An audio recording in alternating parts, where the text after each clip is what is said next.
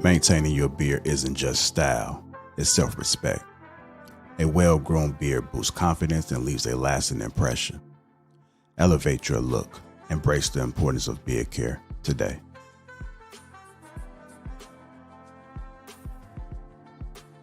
What's the first thing women notice? Your face. That's why you got to take care of. Simple things like getting a haircut, grooming your face, and brushing your teeth is important. But there's one thing guys miss and that women always notice. It's when a guy isn't taking care of his skin. That's why I'm so excited to have T. Shanley as a sponsor of today's video. T. Shanley simplifies the process of taking care of your skin. They provide you with all the products you need and nothing you don't. Seriously, I don't think some of you believe me when I tell you how much implementing a quality skincare routine will improve your confidence in all aspects of your life. I recommend you start with the level 1 system, which comes with all the basics: daily face wash, exfoliating scrub, an AM moisturizer with an SPF 20 and a PM moisturizer. But and to make it dead simple for you guys, they provide an instruction card in every box that tells you when to use each product, how much to use, and in what order. But because T just sponsoring this video, they're offering you an amazing deal. Just click the first link in the description and get 40% off your first skincare system and free gift. Plus, as a member, you'll get 20% off for life. By the way, one of their new gift options is a silicone body scrubber, which is a $20 value and a complete game changer. Once you use this, you'll never go back to a regular loofah ever again. So don't wait any longer. Click the first link in the description to start your skincare journey today.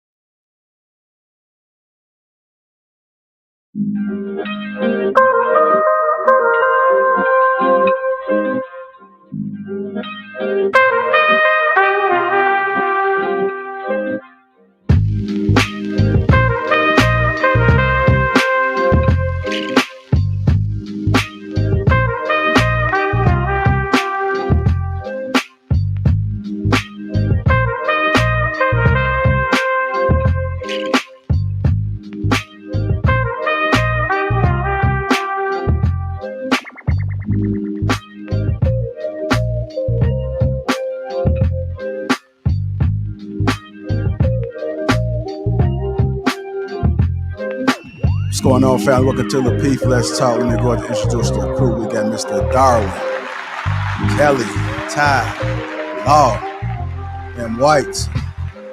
Yeah. Chanel, Sweeney, Roof, and myself, and Lapeef J.I. Welcome to Lapeef. Let's talk. What's going on, fam? What's going on? How y'all doing? Great. Fair for a square. Fair for a square. So how y'all doing? Y'all sound dry as hell, man. Y'all was much live. What's good, good people, good energy, good people. What's happening? There we go, man. Now you sound like a DJ, Law. Man, F all y'all. Let's get it. You know, I'm trying to work on my pod voice. Okay, there you go. Nothing wrong with that, man. It's all about growth. Sweeney, you starting your hating off early? Hating off early. Hold on, let me see if I can find it. I'm feeling, Marcus, what up, feeling Joe? very hateful today. What's cracking? All right. You know, just trying to, you know what I'm saying? See what's to it. Yeah, man. My baby growing up, man. She able to go places by herself now. I don't know how to take it. I don't know how to take it. It's a proud and sad moment at the same time. Just deal with it, bro. Look, my oldest 22, and you know, now I send her to the store to get stuff. Damn, you old. It's straight like a little bit of both, old and started young. All right. I see Sweeney already on the shenanigans, I can see. But why Sweeney's getting it all together, getting that pimp gang hand strong. Shout out to the sponsor, T. Shanley, Uncomplicated Skincare for Men. 40% off along with a free gift. That link is in the description. And if you become a member, you get 20% off for life. We also got a Sure Man King on top. This is for your beard. You're looking to get your beard game in order. If it's not connected, patchy, brittle, breaking off, all the above, go ahead and click that link that's pinned to the top of the chat. And this is how you make sure you get your beard in order. With that being said, hit the like button. Also, make sure you subscribe to the channel. Dub Will, I see you. Dale Matthew, Christopher Matthews, Richardo Reeves, what's going on? As you guys come in, hit that like button. Also, make sure you subscribe to the channel. We're gonna go ahead and get it started, man. We ain't gonna waste no time. We know why y'all here, and we here to get y'all the show. So let's get it cracking. Our first topic of the night, icebreaker. Icebreaker to try to get everybody warmed up so they can go ahead and speak on some serious topics. But this wife, she cuts her husband's hair after he cheated multiple times. I'm gonna go ahead and play this clip and let's get you guys' opinion about this. Was it over the top or what?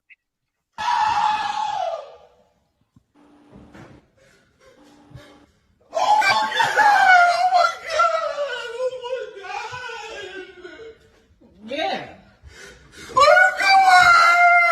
You ain't think I was gonna find out? Huh? Like, I am not to be played with. Not to be played with. I'm not to be played with. I'm not to be played. Y'all, this man been driving me crazy all week. Leaving out the house. Look at all this. Look at all this. Leaving out the house for little reasons.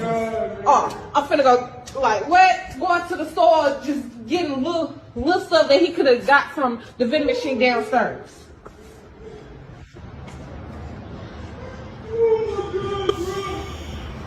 He found every reason to get out the house. Oh my God, why would you come to her, Rob? You a cheater, a liar. Oh my God. What else? Why would you come to her? Because you a cheater.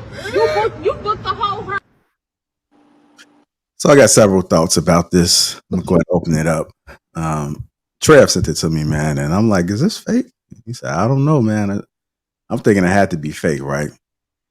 And then I'm looking in the comments, and one of the things they said was he was screaming like he was dating a man. That's what it sounded like. It sounded a little suspect, a little sassy to me. But hypothetically, right? Hypothetically, just go along with it, Sweeney. Because I already know you want to come like, man, there's some fake, whatever the case. Hypothetically, if I can this see the smoke coming out of Sweeney's ears. if this was to happen, right? You know, say the man is cheating and the woman does go to the extreme with cutting his hair. How do you guys feel about that? Is that too much over the top? Yeah. I think you got to think from my perspective. Would you want a man to come in and shave your hair because you cheated on him? Would it be okay if it was the other way around? If that's the case, she might as well just throw his stuff out. If that's her house, or leave. If it's theirs, you might as well leave him. Why are you shaving his head off his head? And then even if let's say it was real, right? He could be that upset because it takes a lot of time to grow your hair to the length that he had his locks. It's more for a lot of people, growing your locks like that is a spiritual thing. It's not just about growing your hair. So for her to shave it off, you know, that could have really hurt him to his soul. And I get that she was hurt, but he did it multiple times. It's not only him being accountable, but her being accountable as well for constantly taking him back and staying. You have a choice to leave. You don't have to harm or put your hands on anyone. Oh, we got a whole adult on the panel. That's a whole grown ass woman talking right there. She ain't for none of the games. I'm with you.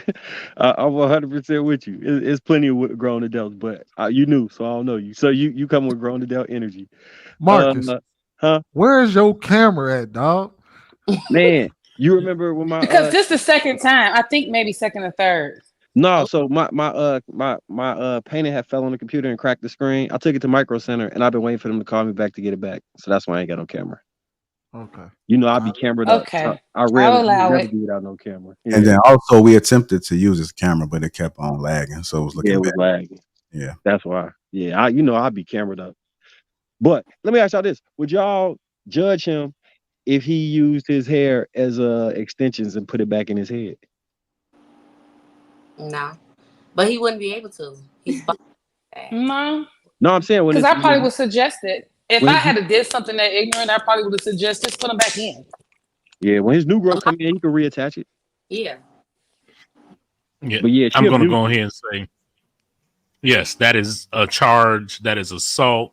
You know what I'm Yeah. saying? If you were to, do that, if it was the other way around, they're going to be screaming to lock this dude up. You know what I'm saying? Like, but that video was fake as hell with some poor acting. But if it was real, come on, man. Like, he probably was already about to cut, and they was like, hey, let's do this stupid ass skit. You think he was cheating with a man? That scream did sound extra sassy. As a barber, I'm going to say this. I honestly think the video was real. Really? And I'm going to explain why. Because most of the time, when people cut their locks off, they never cut it that far down. That's the only thing, yeah. Like, they never cut it down to the, like, and he has a head full of hair. It didn't look like he was balding. He had a head full of hair. And I rarely see people who cut their locks off. They normally have a mini fro on top, or they curl it or sponge it. So, and then, But I'm just trying to understand, like, how can somebody be sleeping that hard or laying down and not realize there's some clippers on their head? Especially on the air mattress. She probably got him drunk or gave him an edible. She seemed mad enough to have planned that shit because she say he keep doing it. So that shit was festering in her. It's giving, let's do this skit so we can gain some attention and followers and start building an empire. That would be the only reason why I would believe that it might be fake, is because clippers aren't loud, but they vibrate. So you feel, even tremors, like you feel that shit going across your scalp. And then also too, when the hair is that thick, the clippers just don't cut that easily like that. But then again, he might have actually woke up when she first yanked him, because you can't get one quick one in there, and then she just was on his ass. I mean, y'all heard the way he screamed. So it was a whole style though, man. That's what I'm saying. She was probably on him, like she went to town on him. No, like look how close it is to the scalp, and how like a whole section. Like that's too close. Like it would be uneven if she was really just like, I'm about to get his hair. Like it's too, strategize. You know what? No, now that I'm looking at it, it does look like he might have been thinning at the front of his head. He might have already been thinning already, so he probably would cut him that low. Because like people who are thinning would cut it down to that length. Let me ask you this though, Sweeney. Don't you think if she was really trying to cut his hair because she was mad, she could have did much worse with like scissors, and it would have took him she could have got him while he was asleep the whole head down there. Cutting it closer, you know what I'm saying? Chopping them long ass locks off. Come on, man, stop. So what I'm thinking is my experience as a hairstylist, I'm not shaving nobody's head that low and they can't wake up from it. Like, was he on drugs? Was he in a coma? Nobody's just sleeping through that like that. So JR, basically that video fake as hell. We don't want to talk about it. Right. Yeah, I know it probably is. The way he was screaming, I'm like, he sounds suspect anyway. He don't even sound like they was ever together. So wait, where was the video posted? Probably St. Louis. That was she cut my hair, y'all. Platform. Oh. Yeah, like who posted it? I had to get back to you on that one in 1 second. But I did want to ask a question. Ty, you mentioned something about, and for the people that do have, I was told it's locks, not dreads. But for the people that do have locks, you said it has some spiritual meaning to it. Absolutely. Grow their hair. It's a more spiritual thing. I learned a long time ago, because I used to call them dreads too, and this woman had to educate me on the fact that it's locks. You don't call them dreads in certain cultures, because when we were slaves and they came over, our hair would lock up, and they would say our hair was dreadful, and that's where dread supposedly came from. So it's this whole spiritual thing for people to be locks, or to have locks, and to be rastas. That's what like rastas comes from. I think for that particular, but I don't think most people grow their locks. Boy, most people here grow their locks out of spirituality. It's just something that they want to do. And considering that I am a person with locks, but there are people that do. Mm-hmm. I don't know very many of them, but you are right. It can be a spiritual aspect. I just don't think most American people grow their locks out of spirituality. Most of them just grow it because they grow it. So just to answer your question, it looked like 4 people might have been tagged into it. So I don't really know if these are the original people, but I'm thinking it's fake. But let me get Ruth and Darwin in. Writer and the director. Okay. And the actor. Everybody that had a part to bringing that production to Right. life. Go ahead, Ruth and Darwin. I don't know if you guys want to add anything. You're on mute, just so you know, Darwin. No, we can't hear you. All right, go ahead, Ruth. You want to add anything? No, I feel like being petty. I was laughing. I'm sorry. Hey, you was laughing. I seen you, man. It was the You whole mean screaming. tell me some hair is worse than cheating, using your physical body to cheat on somebody? Okay. So you cheat on your man, and he come and chop all your hair off. You gonna be like, oh well, I guess I did worse to you than you did to me. So no, I would never do any of those things. I don't stoop that low. But it was funny. That's all. That's why I'm just gonna sit in my petty little corner and laugh. So you mean to tell me that if anybody on the panel, if your spouse or girlfriend, boyfriend was to cheat on you, you guys just walking away. You guys are not doing anything malicious.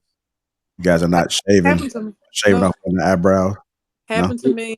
I came back and said hi to the new girl. Hey girl, take care of my kids. Wow. I'm gonna glue your thighs together with super glue. I'm not doing none of that shit. I'm just not. Well, y'all telling on yourself today, man. Started finding out just how crazy y'all really Why are. you sleeping? You gonna think you're a mermaid when you wake up. The pettiest thing I ever heard a man do, because he painted a wall, he peeled the paint off when he left. I was like, that's petty. Now, I may try and fuck your friends. Now that I might do. What? Outside of that. Oh. Peeling paint is crazy. Yeah. No, that sounds like work. Exactly. I don't just. He said it was. Oh no, man, Ruth. This sounds like you made that shit up. It really happened in real life. What is you talking about? Ain't nobody peeling no damn paint off the walls as a part of. He was better off just going and throwing new paint on the damn paint. No, because the person don't pay for nothing. He never pays for anything, so it just made sense. I'm like, you would just. The only thing you did was pay and get some fake furniture, but yeah, that's all he could do because that's all he contributed. What? How long did it take for him to get all the paint off the wall? I don't know. I smell bullshit. That sounds crazy. Yeah, it does. Darwin, mic check. You there? Nah, we can't hear you, man. I don't know what's going on. Once you try to come back. He was also a pathological liar, so maybe I shouldn't believe him. I'm about to say that sounds like bullshit. None about that seemed logical. Man, you know what I did the last time a woman cheated on me? I peeled the paint off the wall. What? Hey, what kind of paint can come off the wall like that? You can. Like some paint, like some paint that don't have no prime on there. Yeah. So if you got like a dirty, greasy wall and you come and slap some paint on there without that prime, it'll peel right off. Good to know. Yeah, I'm a handyman. Okay. Yeah, I'll be pulling up, opening the car door and shit for the best friend. Like, oh, yeah, hop in, shorty. I'm trying to stall a little bit for Darwin, but it seemed like he. Mic test 1 2. There you go. There you go. Oh, y'all got me. Yeah. Sure. This new update with StreamYard. I mean, you got trash special on the MacBook. You got to select your device. All right. No, I was saying you got the trash special for me. It was freezing up, but go ahead. Hey, Todd. I'm sorry. The only thing I can do somebody is in the comments just said you look like a sexy Shikari.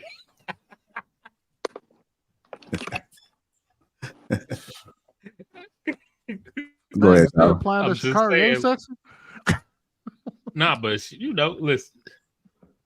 Smooth Kenny, whoever that is, said it. All right, you good, Darwin? Got anything on this?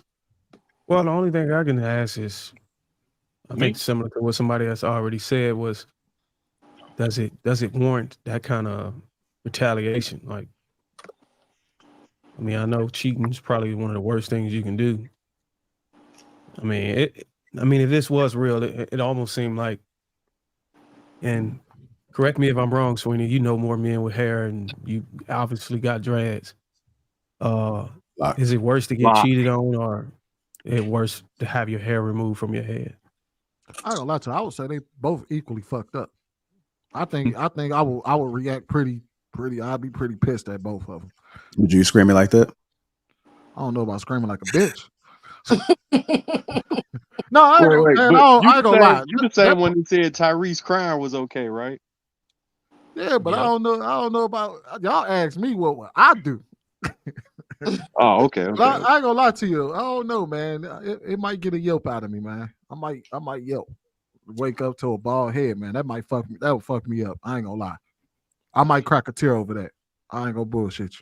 Man, when I was in grammar school, I tried to shave and cut one of my eyebrows off, and then it didn't look right, so I had to cut the other one off to try even it out. I was in school looking like a whole monster. man, looking like Super Saiyan 3 Goku. Well, I ain't do nothing wrong to my wife, but I must have did something wrong to my toddler because he bit me on the ankle while I was edging up my mustache. That's why I don't got no mustache right now. Oh yeah, you did say that. Who bit you when you was lining your fro up? I feel like I told somebody this. I think I told Keith this nobody story. got that. Nobody got that.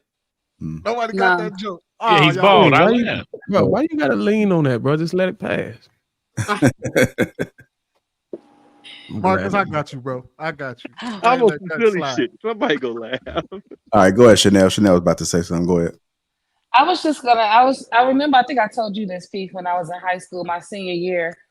I was dating a guy. He was in college, but he was taking me to prom. And he had a receding hairline, and it was like getting worse my whole senior year. So I wanted him to go bald, and he wouldn't. So I put Nair in his head while he was asleep. Wow. Yeah, I put Nair in his head. And like, I never used Nair on my body, so I didn't know how long I was supposed to sit on there. So I put a Nair on his head and like let him sleep for about 20, 30 minutes. And then he scratched his head, and then he scratched his head and like, kind of scabbed it a little bit. But I'd have fucked you up. You pressing charges. I could not let him take me to prom with I had to let him go bald. Oh, he had to go bald. He had to go to prom with a scabby head. So you no, because it was like a month before prom. Like we had been talking about this since like January. So no, it wasn't like that. He had time. Like he was fresh for my prom because he was bald headed, but like he wasn't screaming. He wasn't screaming like that, but he was so upset. I was like, wow, like he's so upset and it's just hair. And like you already was losing half of it. I was so like young and immature. How old was he? I was my senior year and he was 20. No, he was 19, 21 or something like that. But I was a senior in high school. He was out of school. You mean? Why you do that? I know. We'd have been the cone heads around that motherfucker. Man. We would have been the cone heads because you'd have been. He must have had no sisters or something. No, he was the only child. Wait, what they would have been on you? Huh? Cousins, all of them. Nah, he would have never did that back to me. He was a semi-pro football player too. So I was like, he gonna do something, but he was just beating the wall. He knocked over his dresser. Like he was so upset. But I was like, half of your head was gone. So like, what are you gonna be upset for? Okay, what if a girl had no edges and then oh my God. Like finish her. That's why she was laughing at the dude got his head. I was laughing because I remember that same thing. Like when he woke up. So then like I helped him clean his head off. Like he was mad for like a week. Like he used to let me drive his car to school and I would drop him off at the bank at work. He wouldn't let me drive his car. Nothing. I'd have ran you over. Oh man, I'd have ran you. Oh man, we'd have both been bald headed. To this day, he said that's the best thing ever happened to him. The best thing ever happened to him. He was a fine, bald-headed guy, and then all the chicks wanted him after we broke up. So I did him a favor.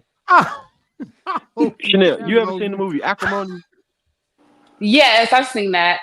What'd you think about the lady actions in the movie? What I think about who? Tyrese? Yeah, how she was acting. What do you think about her actions in that movie? It depends on when. That tells everything we need to know. Like before he became a millionaire, like I don't know, because like it was so many different phases where like I was like, oh no, like because she sacrificed a lot, So in the beginning, I was like, dang, like he done cheated on her. She done stayed in school with her. She done used her daughter, not her pension, but whatever they call it, the inheritance. Like she did all that stuff. So I can see the frustration. Like, dude, the bills is getting low. Dude. But once she decided to break up with him because of the family, like I've never been the type of chick to listen to my family and friends and be like, don't mess with him. Like you need to leave him alone. Because people always try to hook me up with somebody else. So I was never that person. So I would disagree when she broke up with him, at that moment. So once she broke up with him and then she doubled down, it was just like, she gonna lose her mind. Like I knew she gonna lose her mind before she lost her mind. I was like, she gonna lose her mind. So I don't know, like it's indifferent. Of course, towards the end, I was like, she crazy as hell because it ain't that serious. But it was that serious for her because she lost everything. But that was kind of her fault. I agree. Toxic femininity. Wasn't her fault, was the action of him cheating. But just like with the girl that shaved the head, she could have just left him instead of driving a car into a trailer. And then she can't have a baby. And now he feels like he got to stay with her. And now she holding him down and she don't want to wait. And then he actually get on by the girl that actually he cheated with. You know what I'm saying? Like, like decisions. I was about to say, remember, he cheated on her before they ever got married. This was long. They were still in school. Right. So she had kids because she drove the car into the trailer. I haven't seen the movie yet, but I appreciate you guys filling me in with it. Oh, you haven't? You got to see it. Man, we talked about this movie like a year ago, and you still ain't seen it. I still want to show you. I thought you talking about a new movie that came out. No, Acrimony. That's it's probably like 4 years old. Oh. Right. It sounds like something I wouldn't bother. 9 years old. No, you should check it out. The movie crazy as hell. I can't. And it's a Tyler Perry joint, ain't it? Yeah, is it? Yeah. It's like what's that movie where the girl boiled a bunny in the pot? The psycho lady. A bunny. Is it? Yeah, Fatal Attraction. That Fatal Attraction. Yeah, she on some crazy shit like that. I'm cool. Right. We're gonna go ahead and switch gears, man. You guys just tuned in. Welcome to Lapeef. Let's talk. Hit that like button. Also, make sure you subscribe to the channel. We're gonna go ahead and switch to the next topic. You guys heard about Yandy and her husband, right? Who the hell is Yandy? You know who Yandy is? She talked to Mendices, right? Yeah, she talked to Yandy from New York. Yeah. What happened? Well, this topic that we're going to discuss next is it acceptable for a spouse to not wear their wedding ring due to marital problems? So, I guess they're on the show that's on MTV, and because MT likes to flag, just have the audio with a picture there. But they're having a discussion about him wearing his wedding ring, and we'll go ahead and get into it. Respect. And respect is so broad. I would want you to tell Yandy, what does respect look like to you? I think respect is just being valued, making sure I'm seen and I'm heard, and taking my feelings into consideration. And I love that you're very specific and allow that to be a process.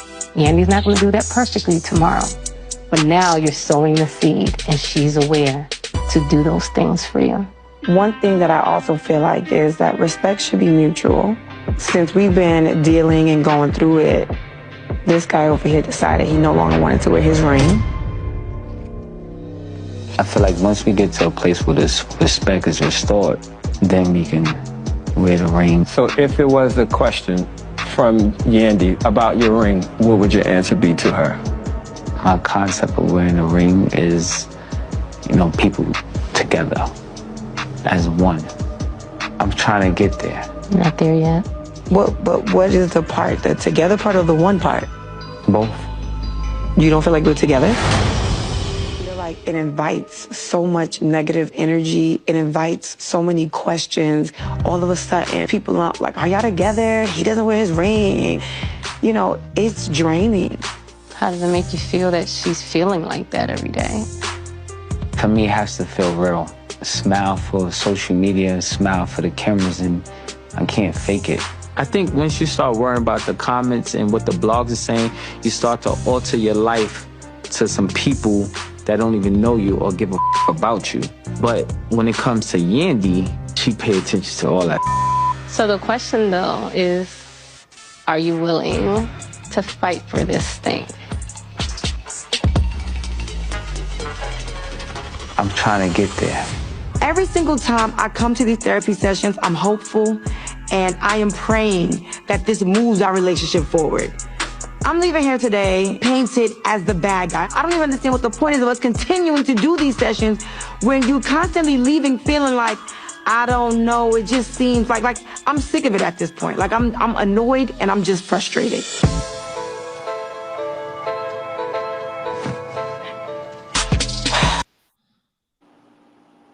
You guys get the picture. It's probably like a little bit of, not that we care about in that back end, but is it acceptable for a spouse to not wear their wedding ring due to marital problems? No.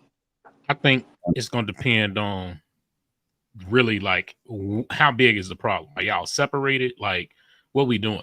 Because at that point, when you stop wearing it, you're saying you're not married no more. That's how I look at it. You know what I'm saying? So it's just how deep are the issues? And I mean, he kind of explained it pretty clear. I'm not going to fake it and smile in front of the cameras and all that. If I don't feel like we married, I'm not going to wear it. Okay. I feel like whether you wear the ring or not, and you're still married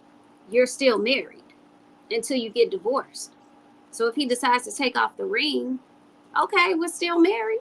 So I think he's doing that because he knows that she values the fact that he wears the ring. And he's doing it because he feels the way he feels about the relationship. And he's annoyed. So he's doing it on purpose. Yeah, I think it's a form of signaling to the people on the outside that she really care about. Hey, something's going on internal.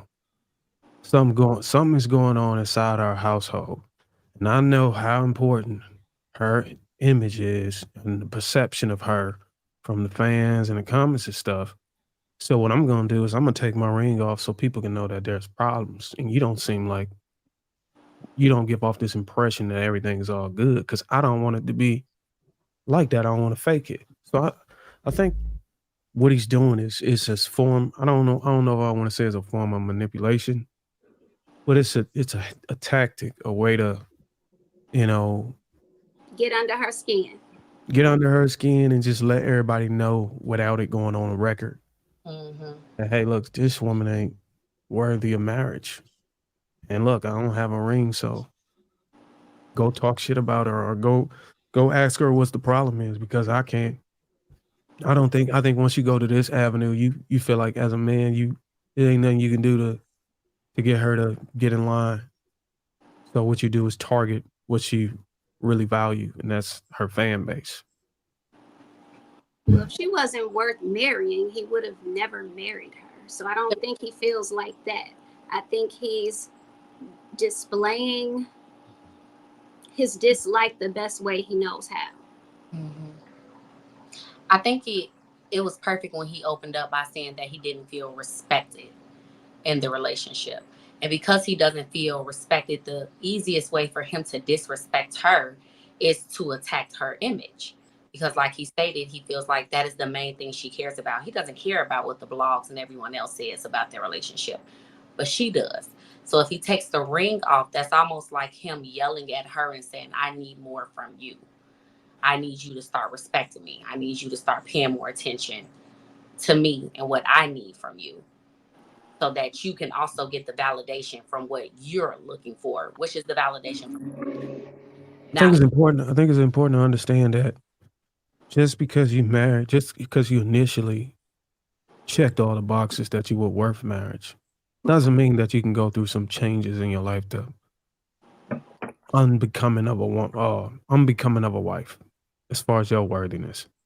I think there's things that as a man, as a husband, and as a wife that you have to maintain in order to be considered suitable for marriage.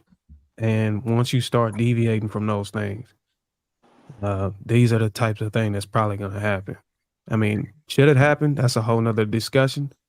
But is there a such thing as a woman being worthy in the beginning of a marriage and not being worthy in the middle or at some later time? Yes, it happens all the time.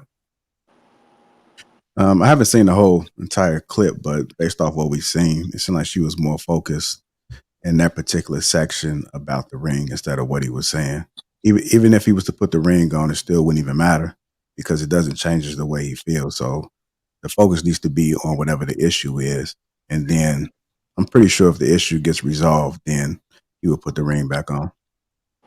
If he said that he wanted you to respect him, how about you just respect his wishes? Let him feel how he feels and do what he wants to do. Stop trying to control him and see how it works out for you. When you start respecting what he has to say, because I do believe it is slightly manipulative. I don't see it as a negative thing because sometimes y'all not together and y'all still on paper, and sometimes the divorce can take a very long time. People can be married on paper but not really be in a relationship. That's the thing. So yes, he might say, you know what, I'm just trying, this is the last thing I can do to get her to see that I could divorce her. But he should, if he didn't go and file yet, then this is your last chance. Like, she can't read through that and do the right thing and just let him be. Like, he's gonna not wear his ring if y'all divorce. So stop worrying about a ring and stop worrying about your image, because that's going to be real. So it's like she don't get it. It's like she's thinking that it's a game and she just want to get her way. But if she just let this go, stop trying to control it, it might work out. I think they're moving in the right place, though. I mean, they are in a counseling session. Is that like a therapist or counselor, right? So I think they're moving in the right place. But I did used to watch some of those episodes of that reality. I think it was Love and Hip Hop, maybe. What? I used to watch some of that, and the dude recall Yandy holding him down. I think he had to do a bid or something. And she held him down. So I think at this point, and this is a lot of things I stress when I talk to in consultations, is to show a little bit of grace. You know what I'm saying? She showed you grace when you was fucked up and you was out of line. And reciprocation is important. So she might be out of line, but man, she held you down when you was in jail. A lot of women ain't. Sorry, I thought you were done. No, go ahead. Have you ever seen when somebody do something for you and they hold it over your head for the rest of your life? Yeah. Roof cooking. I got a question really quick.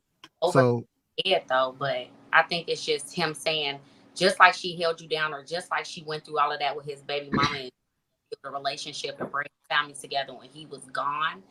Like, she navigated all of that. Y'all might be going through a hard time now, but as long as she's actually taking the steps to work through it, he shouldn't just give up. He should give her grace like she gave him grace. Giving up is filing. So I got a question, because I'm really not familiar with this Love and Hip Hop shit. Me either. Come on. So what did their relationship look like publicly over the last couple of years, I guess, since the show been going on? Like, has she been a good woman to him publicly after post him being out of, or has she been disrespectful to him and talking down on him? And nah, she's always been good, a good woman to him from what I've seen. She's always been a good woman to him. Why do y'all think he's saying he don't feel respected then? I don't watch it either, so I don't know. I think because she the breadwinner. She's always had the money. She held him down while she was in jail. She took care of the kids while he was in jail. Every time he came out, she got pregnant. She took care of his baby mamas and fought with them and his kids. Yep. So she did a whole lot. So that's why he feels insecure, because he was in jail for like 5 years. Then he came out. And, and technically I don't know if they actually really made it official, but they had the whole ceremony, but they didn't get married because she's a businesswoman and she didn't want all of his financial drama to be connected to hers. So that's why the ring is important to her, because technically they're not legally married, and that's important to her. And that's how it was from the beginning when she had that wedding. Okay, so I think you jumped to, I haven't watched this whole thing. Maybe you seen him acting insecure on the thing, but to put the insecure on him when he's saying he don't feel respected, that's if just taking it off face value without the context that you may have, I don't think he said he feels insecure. Like, respect. No, he didn't say he feels insecure, but it is insecurity, because she's always held him down. She's always respecting him. She's never disrespecting him. She's always had his back. So whatever is going on behind the scenes between them two, that's between them two. But at the end of the day, he can't really say nothing bad about her besides maybe whatever goes between them two and they communicate. But as But far that's as what the he's talking about. relationship and the family, it's pretty solid on both ends with them two. Yeah, she takes care of the family, but I think she may have been handling things on her own for so long that That when she don't know how to release that. she didn't allow him to take that role as the leader. She might have continued to be like, okay, I'm gonna handle this, I'm gonna do this, go there, this, instead of allowing him to be the man in the relationship. And that's his issue now. And it might be hard for her to switch back over to that because she's been doing it and juggling his baby mama, her family, the business, everything by herself. They even adopted another child, while he was in prison or whatever. So it's I think that's more so where he feels disrespected and she's not allowing him to take that role.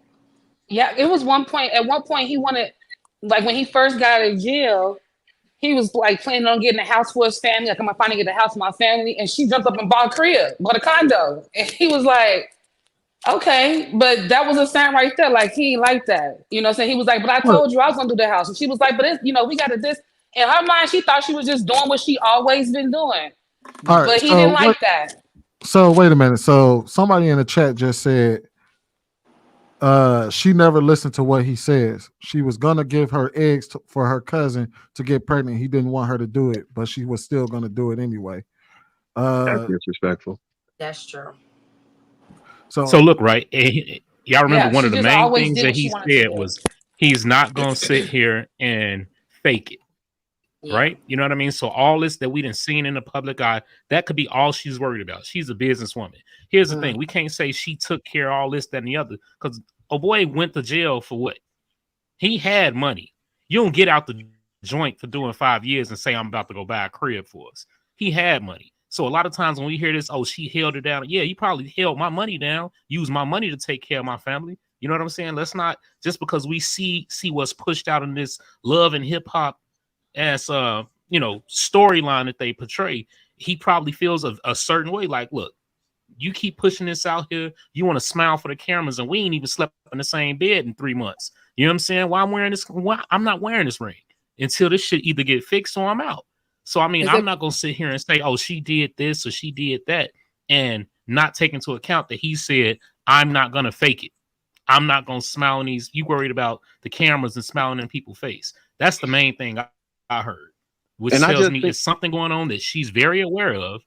Yeah, go ahead, Marcus. No, I was about to say, and I just seen another relationship that's very similar to this with Remy Ma and Papoose. Like he held her down the whole time, and as soon as she got out, she started fucking with battle rappers and shit. Embarrassed the hell out that man. Like nah, don't talk to my girl Remy. She embarrassed the hell. You seen the Easy the Block Captain verse what you would call it battle? Was it? I saw it. Actually, yeah. You know what? And one thing I think about that is I kind of blame Papoose for some of that too, Joe. Because I always felt like he was almost simping too much. You know what I'm saying? He was going over and above and beyond. And you know how all that old, you know what I'm saying? I see where you're going. I agree perfect with you. Guy and Mr. Nice Guy. She ran over him and she got tired of that shit. I see what you mean. For that's his wife. Yeah, like when she first got out of jail, she was on Love and Hip Hop. She didn't want to have no more kids, but that's what he wanted. He reminded her, you said when you come out, you're going to give me this kid. She did everything that she told him he was going to hold her to it, and he did. Can I like, she struggled with, like, trying to move on with that. So then she did, and I think she did what? She's been out of jail 6 years now. So I think, like, she did her part, and I think afterwards that they just kind of grew apart, because I still don't understand what happened between them two. I don't know. She grew apart. She grew away from him. She was tired of that's not fair, man. That man was being an upstanding husband. You can't. I understand it, but no, he talking about the power you can dynamic. Be an upstanding husband and not overdo it. Sometimes you don't think it can. She's already this tough around the edges New York chick, right? You know what I'm saying? Like, you gotta admit, sometimes he would come off a bit. He's saying he fucked up the power dynamic with a masculine type of woman and made himself a feminine man in her eyes, which made her lose respect for him. So she was I get what he's saying. My question is, what did he do that says that? Because anytime I've heard that man speak, he didn't speak no differently for his wife than I heard any other grown man speak for their wife. I've never seen him. Yeah, that's true. Yeah, Let me I ask you don't this: think who you over felt like led that above relationship? beyond is too Oh, much hold on, for y'all, his hold on. wife. That's his wife, and I think he's her manager too. Is he not? Well, she managed to find herself a new battle rapper. I don't know. I mean, but we can talk about. We can talk about. managing the battle rap. No, we can talk No, about. but I her, think she like got a what she point. I did think we was should fucked up. acknowledge that before we move forward. Like, How do we I look think he at that and was say, supportive of her. like, how do we look at what she did and be like, yeah, Papoose, you at fault for it because Yeah, I don't know. he got an ain't shit ass woman. She ain't shit. Well, here's the thing. No, We what I'm don't saying, know what I'm goes two on. things. Hold on, hold on. We don't know what's going on in their household. We only know what we see. That's it. So you can't really judge. You can't really say, oh, he's a simp. Like, how do you know that? Do you know him personally? You only know what you see. So when we was talking about Only know what Yandy, you see, what they're putting out on TV, So- edited television. look, That's look, all what you I'm- see. so when we was talking about Yandy, is that possibly the same scenario where she's extremely Yeah, disrespectful? same Okay. scenario, but Okay. one of the ladies on the panel said that it's a fake marriage. So then the ring symbolizes everything to her. So if he takes it off, that's a violation to their marriage. And I think with the and he knows that. So that him taking the ring off is not just, oh, we're going through a bad time. He's being spiteful that way because he knows that. I don't think being spiteful. I feel like it's a cry out for help. It's letting her know I'm serious. Like, this is not a game. I'm serious. I want you to know, your fans to know, like, you need to get it together and start respecting me and listening to the things that I'm telling you so we can fix our actual relationship in real life and stop playing for the camera, or we're not going to have one in real life. Yeah, I mean, I feel like he's hitting her where it hurts, where he knows it's Where going to bother her the most. And Why do hopefully, we have this? Why do we have this narrative that a man can't treat his wife like be supportive? Why do we gotta paint this picture like? Yeah, that's not what we were saying. Well, I think Queenie tried to get some details on what took place with Papoose that gave you the interpretation that he was simping or whatever. What I'm saying is, all right, let's ask this: who seemed like they were the dominant factor in that relationship? Who do you feel from public persona was leading that relationship? Papoose. I don't see where I don't see anything. Papoose was leading. Papoose was leading. He was. That's why. Like, he kept on, like, he wasn't gonna let go of what he wanted. Like, she did what he wanted, and so he showed who he was. Like, I'm gonna take care of you, but also I held you down. This is what I want. You promised me this. Let's do it. So, like, what's the name said? He probably was just over the top and team too much, and it was just like, dude, back up now, all right? We've been talking about this for years. That's the problem, is because I know what you're saying. You're saying, but you're just restating what you've already said before. I'm asking, what specifically did he do that gives you the inclination that he reversed some type of power dynamic, or she was the one that wore the pants in the relationship? Like, what did he do specifically? I don't know. Anytime I've seen them together in an interview or just anything, I just feel like she bullied the boy. You know what I'm saying? Like, I feel like whatever she said goes. I felt like what happened? the dynamics of their relationship. So what was said? So what was said? Have you ever? I don't know what was said. He can't explain that. So he's taking an L, but he's standing on his word. No, well, I didn't see it, but I know what Law is talking about. I've seen that makes no sense. So all right, let me see how we wait. So describe you want me to go down the line and give you an exact thing that was said? I'm saying you can give me one or two things. The way they operated as a couple seemed like she was the power player in that. It gave me very much whatever you say, honey vibes. Plain and simple. You can take it how you want. Say I took an L all you want. I'm saying from because he's not giving you any evidence. That's not an answer, but we can move on. That's not an answer. So let me try and throw a shot at this, because I didn't see it, so I don't have an example of it, but I know what he's talking about.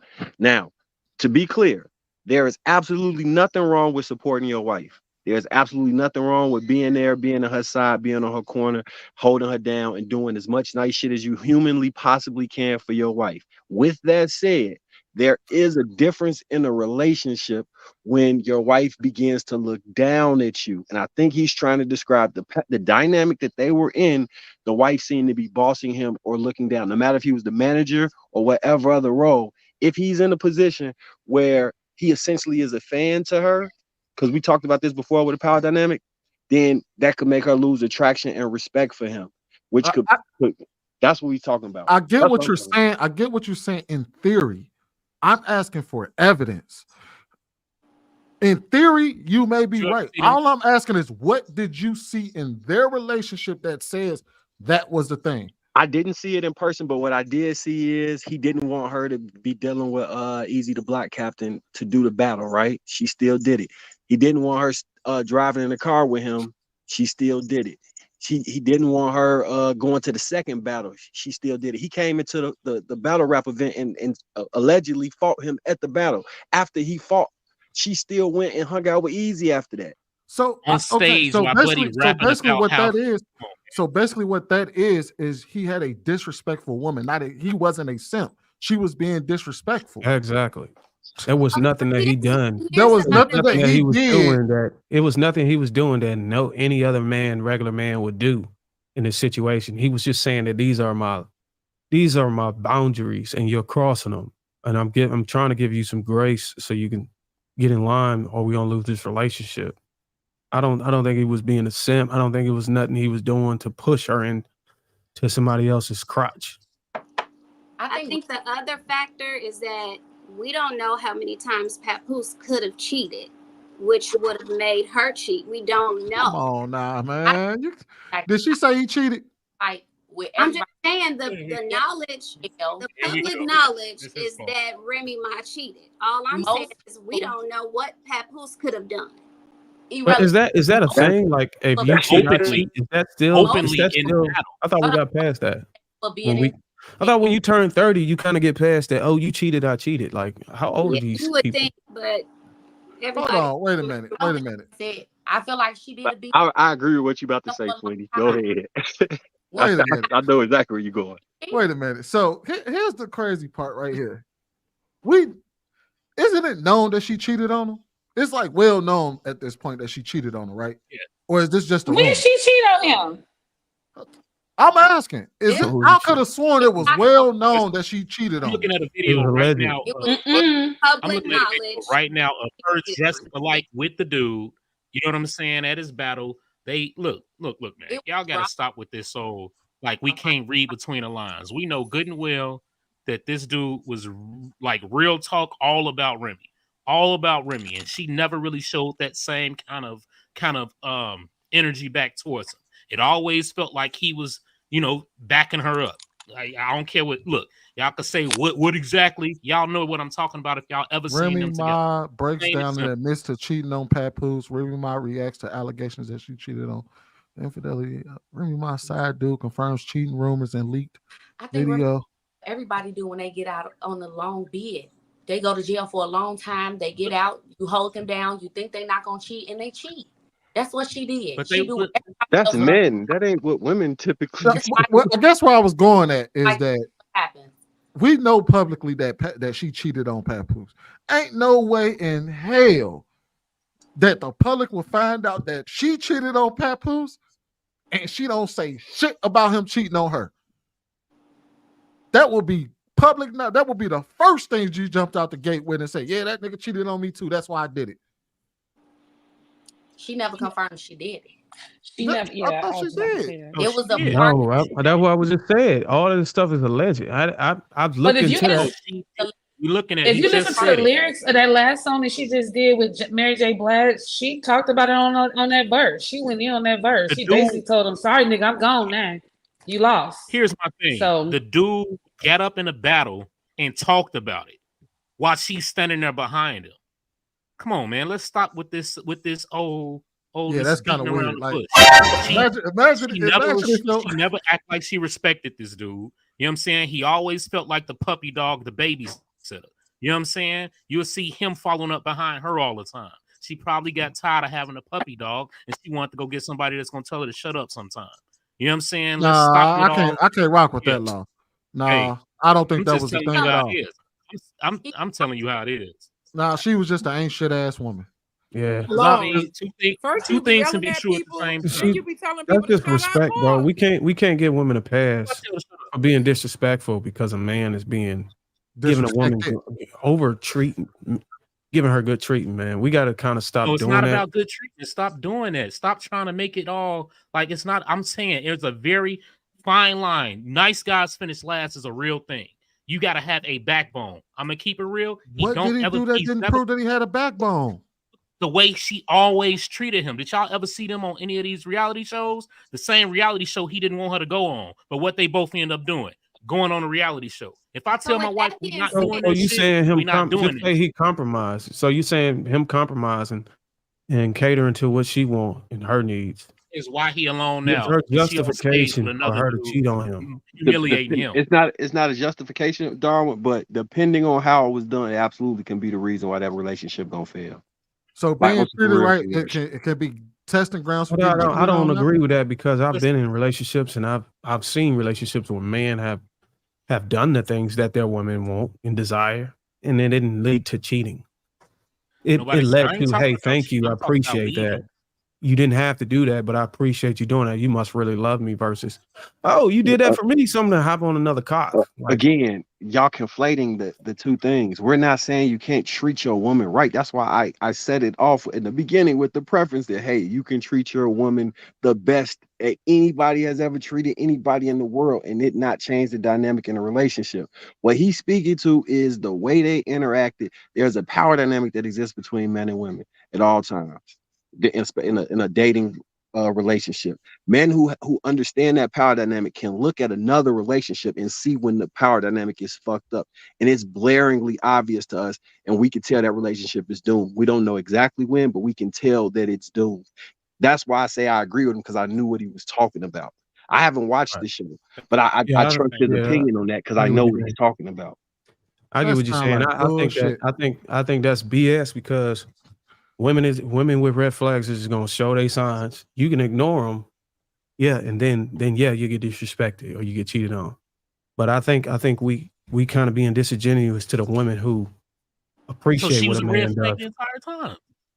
Okay, well we can say that, but her being a red flag ain't got nothing to do with papoose. Her being a red flag is her own individual traits and personality and characteristics that's really fucked up. So she Darwin, coming into a relationship and he having to suffer. It ain't got nothing to do with. Go ahead. No, I'm sorry. I'm sorry. I keep jumping. I'm on mute until you finish. No, I'm just saying you can be with a woman and you can do everything. You can do everything for her. You can marry this woman and be with her. If she has red flags, yes, she gonna show those red flags. She might betray you, but that's a woman with red flags. A woman who's in order. A woman who actually love her man and appreciate the things he do. It's not gonna pick up red flags because of he's being overgenuous. It's got to be innate in this woman for her to be wanted to be disrespectful. So basically, she was a dog shit woman. All right, so she was a dog shit woman. I use this hold tight, y'all. Hold tight. Let's go to Marcus. Let's make sure. I think Kelly was trying to say something. Check on Ruth and Coco and Ty. Go ahead. Okay, I'll try and keep it real quick. So I use this example about chicks that's from like my old neighborhood. They had a certain level of aggression, and a certain type of hood nigga is what they like, and not just any hood nigga. You had to be a confirmed 2-3 body type of dude for them to actually fully respect you. And when you're dealing with a woman that operates like that, there's a certain level of masculinity at all times you're gonna have to maintain. And if it falls below that, she's gonna be disrespectful as fuck to you. And if Remy Ma is popping off fighting chicks and shooting at people, she strikes me as somebody that could be from the area that I'm talking about. And if she feels like her man now has become in her, not in these type of women mind, not saying that he pussy from doing all of that shit, but if she feel like he pussy, she will lose respect for him and then seek a nigga that she feel is as dominant as the type of man that she actually wants. And I'm not saying this right. I'm saying I've witnessed it and I could see it from a distance. Like, she's tougher than you in her mind. That's not gonna work. No matter how nice you are to her, that will actually probably make it worse, honestly. I think the problem is basically you just targeted what we were saying. You said she was a red flag. How she was brought up, she her definitely mentality was a red flag. And all we're saying is a woman with red flags is gonna do these things. We're saying there's women that don't have that retaliation type. If you don't show the masculinity I think you should have, I'm gonna cheat on you. There's women out there that gonna take you for who you are. This is who you are. And if you don't have the masculinity I expect you to have, then I'm gonna leave. I'm not gonna disrespect you. There's women out here with class that are literally walk. So it's not on him, it's just on her ability to be like, okay, look, this ain't working for me. This is not the guy I'd expect to be. He don't have the masculinity. I'm tougher than him. I'm gonna go ahead and try my options elsewhere and spare this man any, of the things that I could retaliate or whatever. So There's women out there. Hold on, y'all. We got to get the other people involved too. Go ahead, Kelly, Ruth, Coco, Talis. Check in with them. So I just wanted to go back to what Law said about Remy Ma wanting to go on the show, and Papoose told her that he didn't want her to, but they both ended up on the show, correct? You said that was disrespectful, right? Yeah, he said that. Yeah, he said that. Okay, so keep in mind that these are performers. They're entertainers. They get paid to entertain. These shows come with checks. So if you're an entertainer, an actor, rapper, whatever, it's about the money. So if they're a married couple, this is income to them. So is it really disrespectful if they both went on there? That's a decision that they made together. Yes. You have contracts for the show. No, that's the decision. Nobody made him do that. Nobody made him do that. If it was so disrespectful, he wouldn't have done it. If he found the whole idea disrespectful, he wouldn't have went on there himself. So that's what we saying that. Well, that's what he said. He wasn't going to go on, but he did. He vowed to what she said. My thing is this. Hold on, listen. Right? She did. What do you mean? Here's where Papoose failed to begin with. Listen. This is where Papoose failed to begin with. You listening? When you got a woman doing 8 years and you sit there going to see her every time and you waiting 8 years and I'm going to hold my celibacy and all that, she already knew she had you as a simp. That's his investment? They wasn't married. He married her in the joint. Come on, man. You ain't even, look. Okay, but they're married, right? He married her there, right? They wasn't married beforehand. Okay, look, and he's managing what I'm saying is, okay, so wait. So it's flipped this way. But if it was a woman waiting on that man, y'all gonna call her all kind of stupid. Y'all gonna call her all kind of girl. You waiting on this jailbird. The decisions that she's making. Come on, man. So you mean they're both decide. It's both. You say what? I said it's both decisions on either side, whether it's a man or a woman. That's your choice to hold them down. And like I stated in the beginning, all Remy Ma did is what anybody else does when they do a long bid. They get out of jail. She starts smelling herself because she finally got back out. She got popping again. They went on the show. She became relevant again. And she wasn't feeling him no more and decided to test other waters. Like the other gentleman said, that says more about her character and the woman that she was rather than what Papoose did. I think all he should have saw it coming. Just like a woman who holds a man down when he goes to jail and he does her wrong. It's not her fault. That was his decision. Go ahead, Ruth. You want to add anything, or Coco? I agree with what she said. It's his decision. About you? She was only in jail for a year before they got married. Less than a year. Knowing she had 9. But that wedding was she didn't even want a wedding. Like, that was all Poos. Like, Papoose wanted that wedding, all that stuff. Like, if you watch it, that's what he wanted. And she complained about it, but she still did it.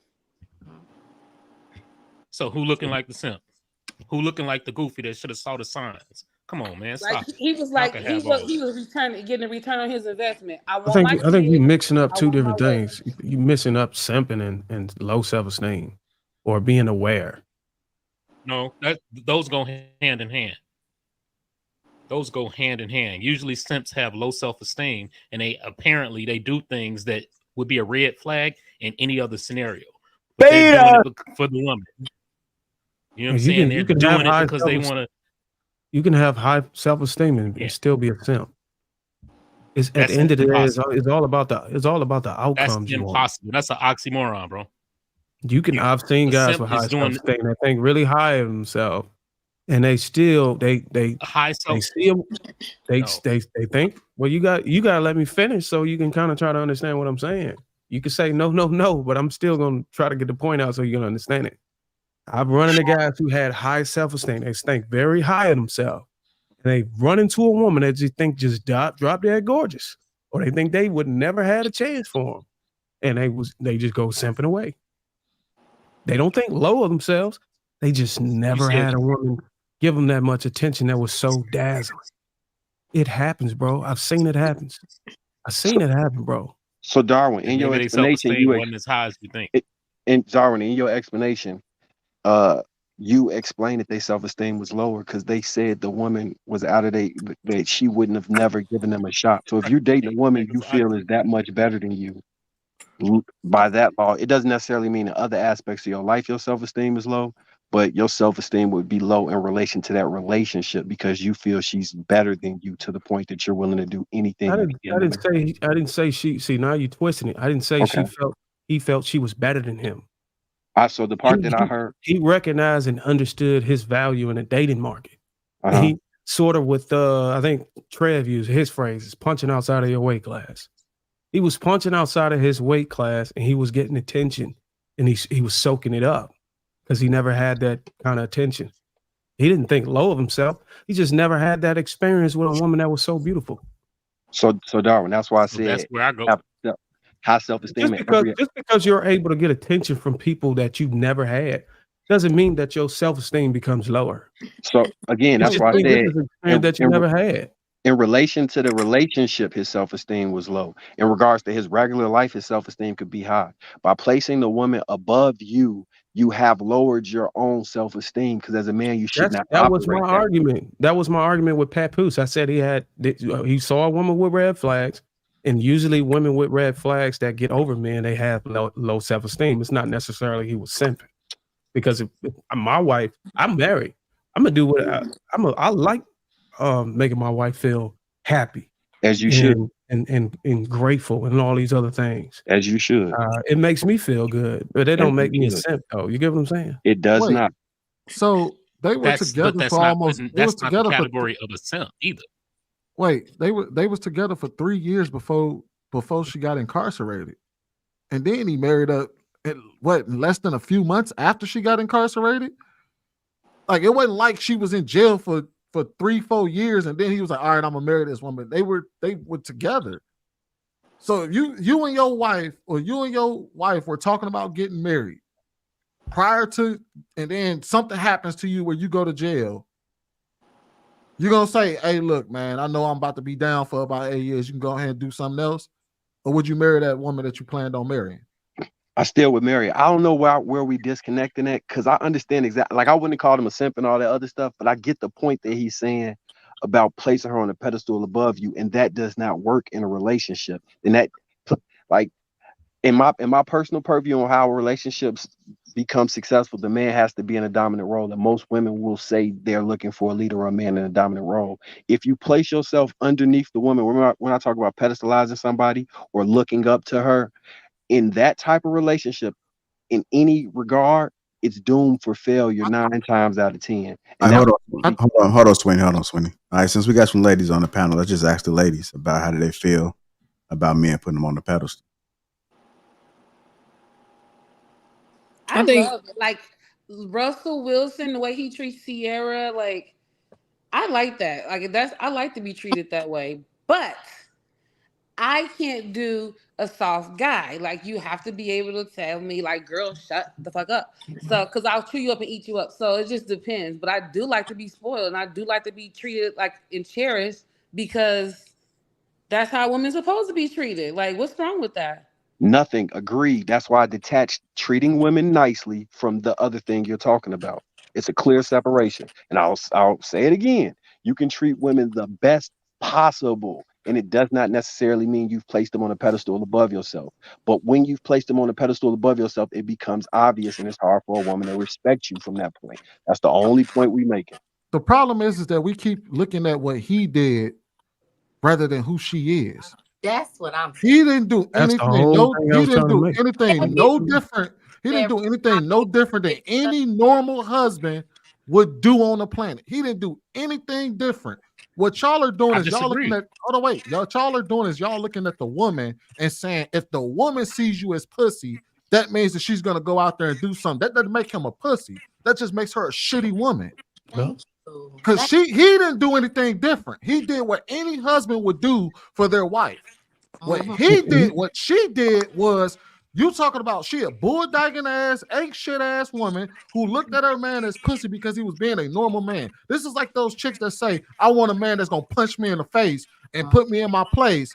But anybody that won't do that, which is normal fucking people, is, oh, you beneath me because you won't do what this crazy ass motherfucker do to me.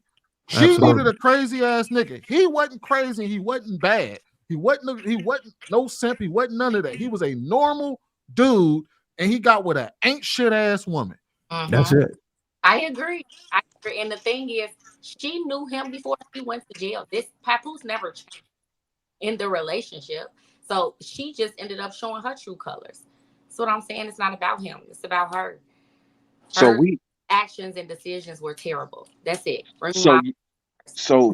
So to make the point, yes, she was ain't shit, and yes, she was a bad woman. Yes, she was a red flag. Next point. If you're gonna date a woman that is like this, which you should not do, then there's a way that you have to go about that dating process. And that is what we're speaking to, because you can potentially make that relationship work under the parameters that we're speaking to. And you guys are right about her as a woman and the behavior and all of that stuff. We're making two different points. So we agree with your first point. I think the thing though is that you're assuming that I want to go ahead and reiterate hold on.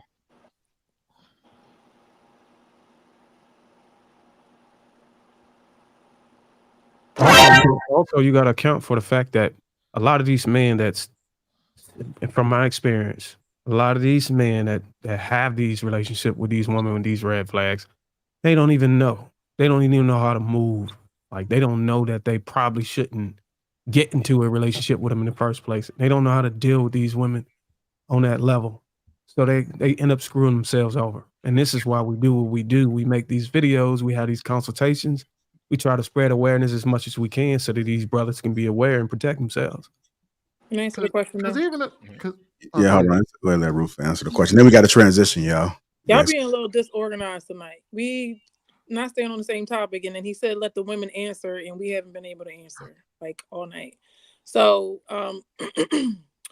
the Remy and Papoose, I believe in the power dynamics. Like you do have to have a certain level of power dynamics. I don't like to answer the question, do you want a man to put you on a pedestal?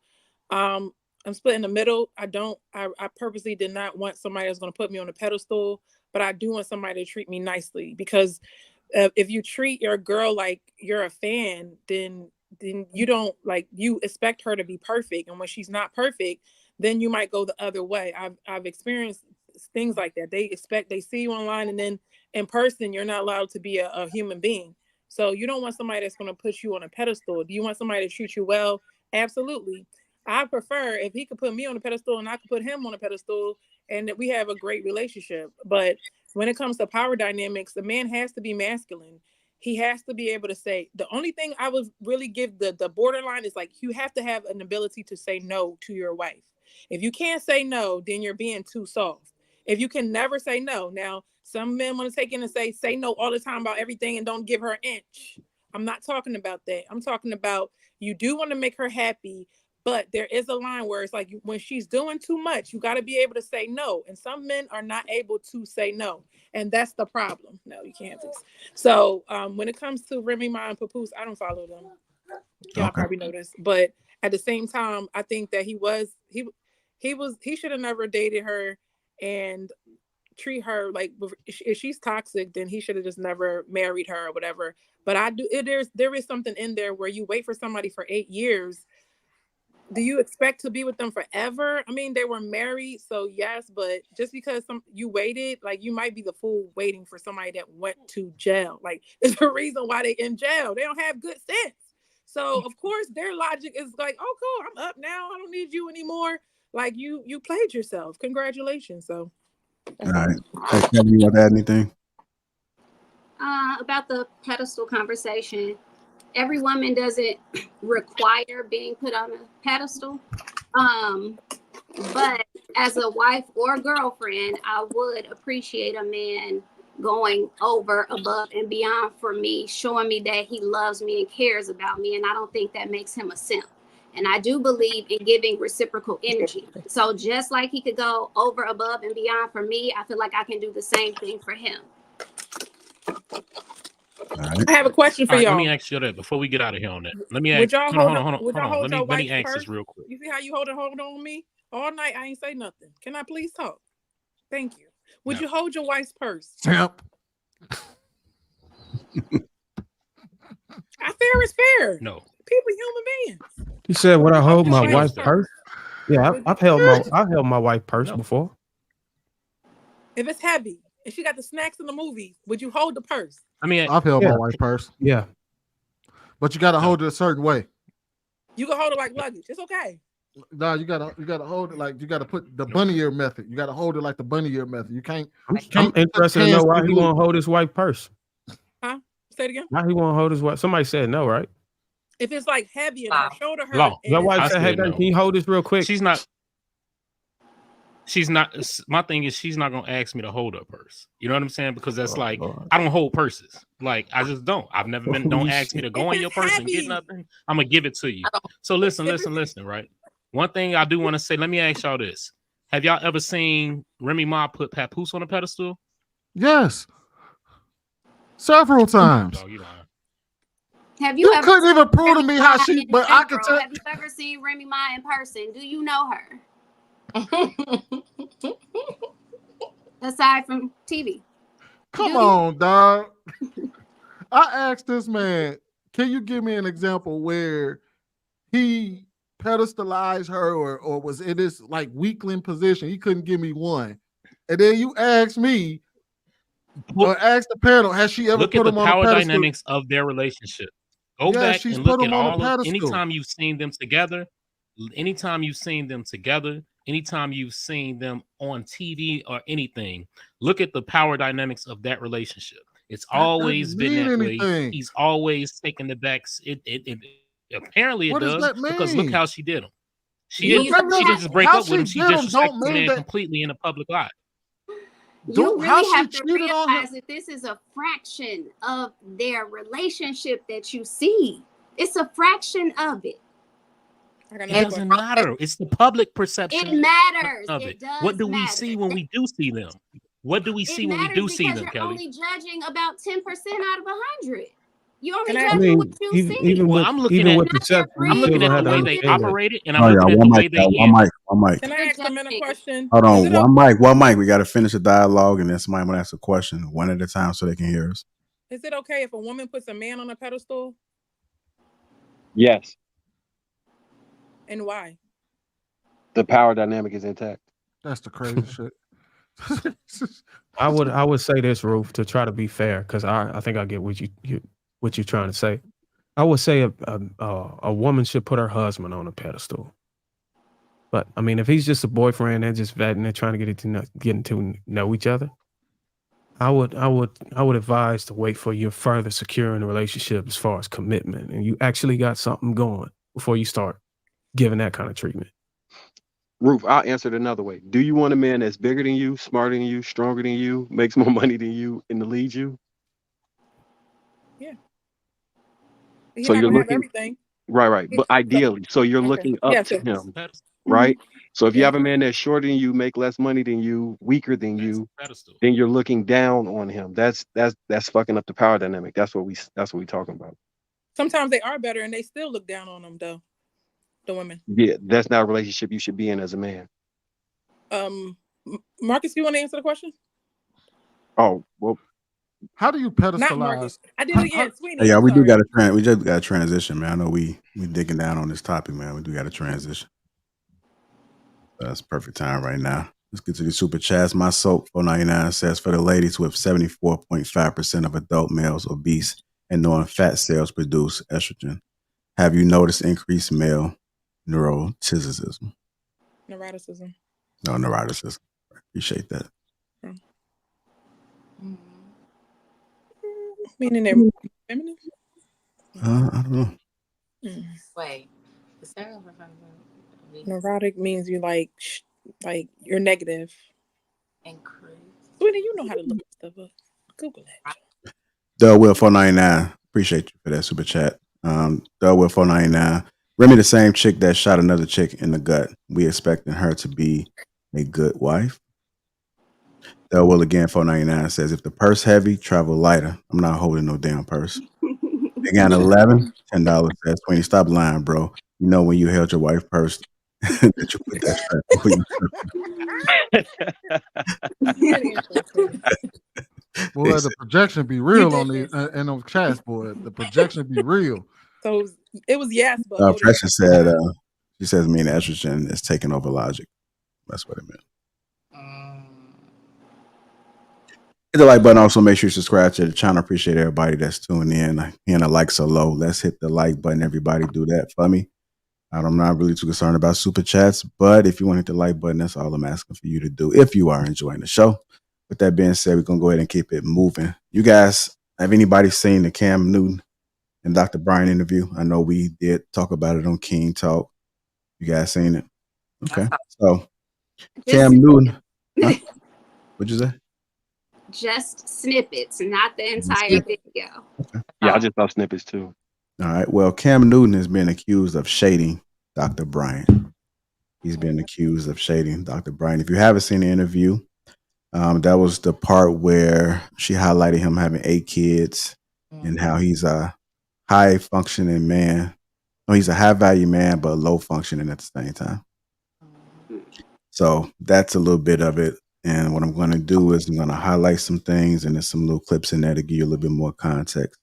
So this right here, after they did that interview, he released a video or either changed the title of the video. And a lot of people reacted to that. So he changed the title to, you're a 41-year-old relationship coach, but you're still single. Wow. That's what he changed it to. Allegedly. This is what they saying. And so the people did respond to it. Let me go ahead and bring. So this person right here said he was so proud of a situation until that woman held up a mirror and showed him who he really was. I can tell by this reaction the truth. See my situation and not think that I'm not high function. What situation? Okay, so I'm not married. I have beautiful children. How many? 8. By how many women? 3. And this is the kicker. I want more. By multiple women? What's the intent? I I'm just want saying, God or by to your bring wife? them. I just want God to bring them. Oh, okay. My desire to get married is lower than my fear of divorce. So, as you had said, Dr. Bryant, you said it, I didn't say it, I will agree. I'm just taking my time. You're not taking your time. I am, though. You're being very action-based. You're not taking your time. I'm taking my time. You're being very action-based. You have 8 kids with 3 different women. Yes. You are creating, procreating, and multiplying. That is not taking your time. You're being very selectively active. Okay? So you're creating, and disclaimer, the kids are innocent, they are beautiful and amazing. Anything I say has nothing to do with them babies. But you are proactively choosing where you. All right. So that was what that person highlighted. We got another person right here. He says the truth hurt him a lot. He uploaded that video thinking the public, at very least the men, would be on his side. And that wasn't the case. Everyone came together to call him trash, and now his feelings are hurt. And where you want to take your time. You want to take your time in having a wife because of your own fears. But you will, and I say this with all respect and love, what I'm about to say next, okay, Cam? But you will selfishly create broken families, even if you're in their life and you're a proactive father, and I believe you're an amazing daddy. I can only imagine with just your presence and knowing you. But these families are still broken. Every child cannot have Papa in the house with them. So some child, if not all, will end up with some kind of deficit without daddy being there. Now, you chose to do that. I'm not saying you sat there and woke up one morning and said, I want to be selfish today, so I'm going to go make a baby. Not saying that at all. But those are selfish acts at the expense of your fear. And yeah, that is a low functioning behavior to say that I'm going to build these houses and put kids and these beautiful women and kids in them, but I ain't going to create a home in them. I'm going to wait till I dissipate my fear, to find a wife And lastly, some more comments that where were I'm highlighted. It says 41 and single sounds way better than 8 kids with 3 different women. He thought he was a high value man, laughed my ass off. She went in on this, and Nick Cannon showed and told the truth. They couldn't handle it, especially Nick. And it's literally a bunch of hymns walking around. Imagine that. still going to be fearful with, because there's no such thing as not having some type of nerve or some type of feeling behind marrying somebody. And then I'm going to build a home with her while all these other beautiful babies have houses.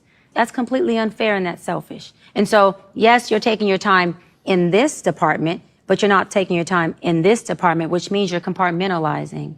And compartmentalizing never works. Compartmentalizing hurts everybody involved. Everybody who's in this box and that box and this box and that box and this box. And then here you go over here trying to figure out what box you're going to feed or entertain or do. Then you're looking outside to figure out who's your next victim to put in the box. It's unhealthy. So after this interview, Cam Newton was accused of changing the title of the video. You're a 41-year-old relationship coach, but you're still single. Go ahead and talk about it.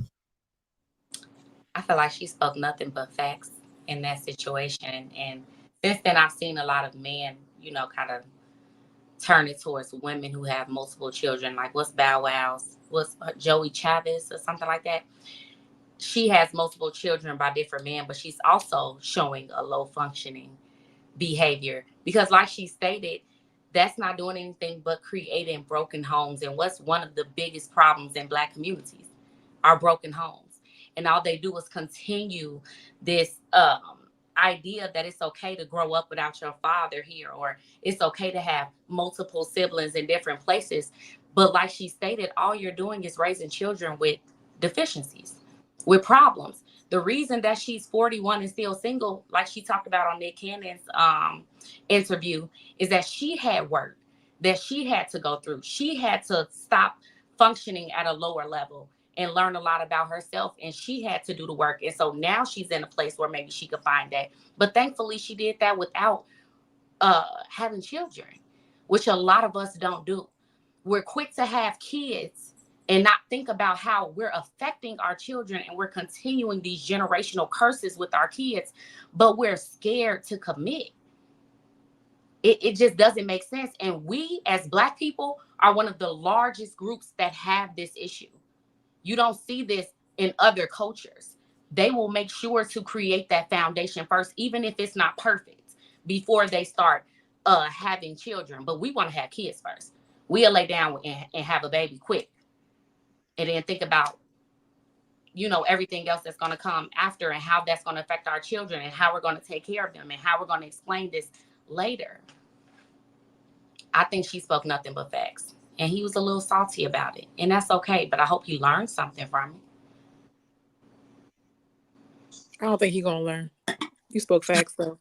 He's not going to learn because they think that money buys them the freedom to do whatever they want and treat people however they want to. Money's your God. Just admit it. Yes, you are creating broken homes. And yes, your children are going to have deficiencies. So and the problem with it is that you can't compare it to when a woman does it. She might be doing it by mistake, just not being wise. But if you're doing it, I'm not saying every woman, I'm just saying, but in his case, he's choosing to do this. You see what I'm saying? He's choosing to, and I want more kids. It's like, if you're intentionally going to do that, there are some women that say, I want to have kids and I don't want to get married. She also is creating a broken home. So what we're saying is make the standard that apply, and the way we look down on women, make that apply to these men, even if they do have money. I think it's... And she can always get married at 45, at 50. Yeah. But he'll still be low functioning. I'm going to look at it from a different perspective. You have to. I'm wholeheartedly, y'all know me on this, I'm wholeheartedly against men creating broken homes in that way. I've talked about it all the time. But I'm going to say this right now. Both of those, that instance was posted on the Shade Room, and they drugged that nigga to hell. Rightfully so. They drug him. Rightfully so. My problem is when the Shade Room posted about Ebony K. Williams creating a family with no father in a home, they championed her. They cheered her on. So considering the fact that we live in a society that is okay with women pulling this bullshit and creating broken homes, I got nothing to say on it. Focus All on of the y'all, men. Women do it too. That's all I no, hear. but what I'm saying is, Women do no, it too. I'm not focusing on the man. I'm focusing on the audience. The audience don't care when it's happening in this way, so you don't get to try to care when it's happening over here. Rightfully so. Y'all drug Cam Newton, but y'all also championed a woman that chose to also create a broken home. So because of that, I don't give a fuck how y'all feel about it. Because most of y'all really don't give a shit, depending on who's the one that's doing it. I am consistent. Ebony K's wrong. I'm not talking about you, Ruth. Of course, because I was kept it real. As soon as somebody say the truth, I'm not talking about you. Come on. I wasn't talking about you. You be taking shit personal, man. I'm not taking it personal. I was talking about the internet, the people, the you know, I already know how you feel about this. I'm talking about about the Shade Room where this shit was posted at. That's who I'm talking about. Because the Shade Room got 20 million followers on there, and they get tens of thousands of comments make them right, Sweeney. I'm not saying that. That's like saying followers is right, just like money's right. No, just because somebody has a bunch of followers, Ruth, the truth is the truth. Jesus Christ, Ruth, you gotta let me finish before you respond. It's gonna be saying the Shade Room is a great barometer for how the public feels about certain issues, considering how big their following is. When you get tens of thousands of comments, that gives me a good barometer of how the public feels. And what I noticed is that the public felt completely different about Cam Newton than what they felt about Ebony K. Williams, even though they're both doing the exact same thing. So I'm chastising the public who had no problem when it was Ebony K. Williams, but then they want to drag Cam Newton. Can I jump in on that? Now remember, on this panel, I drug Ebony K and I drug Cam Newton and Nick Cannon. So I'm consistent. Me too.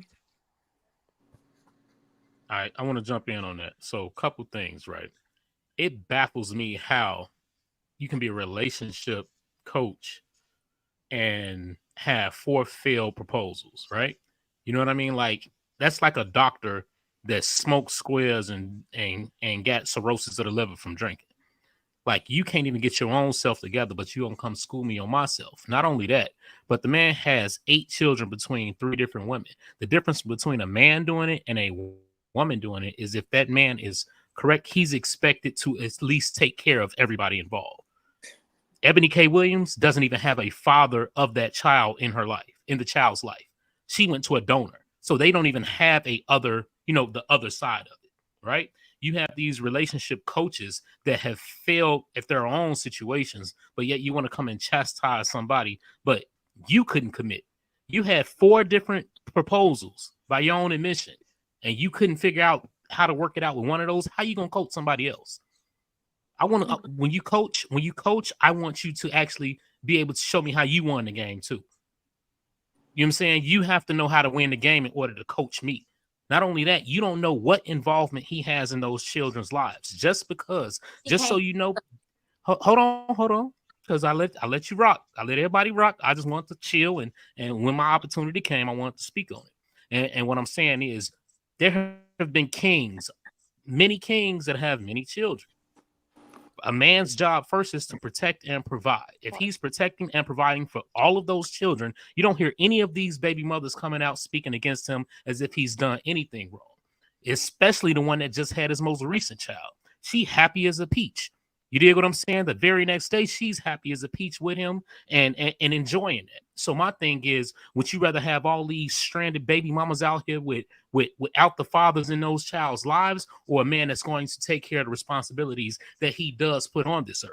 So before we go and demonize somebody for their choices, he didn't say he had 8 children with 8 different women.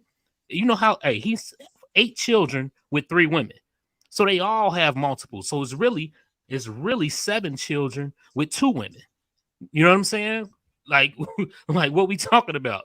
It's 7 children with 2 women. That sounds like 2 very long relationships that didn't work out. but yet he's still doing his part. And he says he wants more children. That's fine and dandy, but he also wants a wife. We all have to understand marriage for men is very different than marriage for women, especially successful men.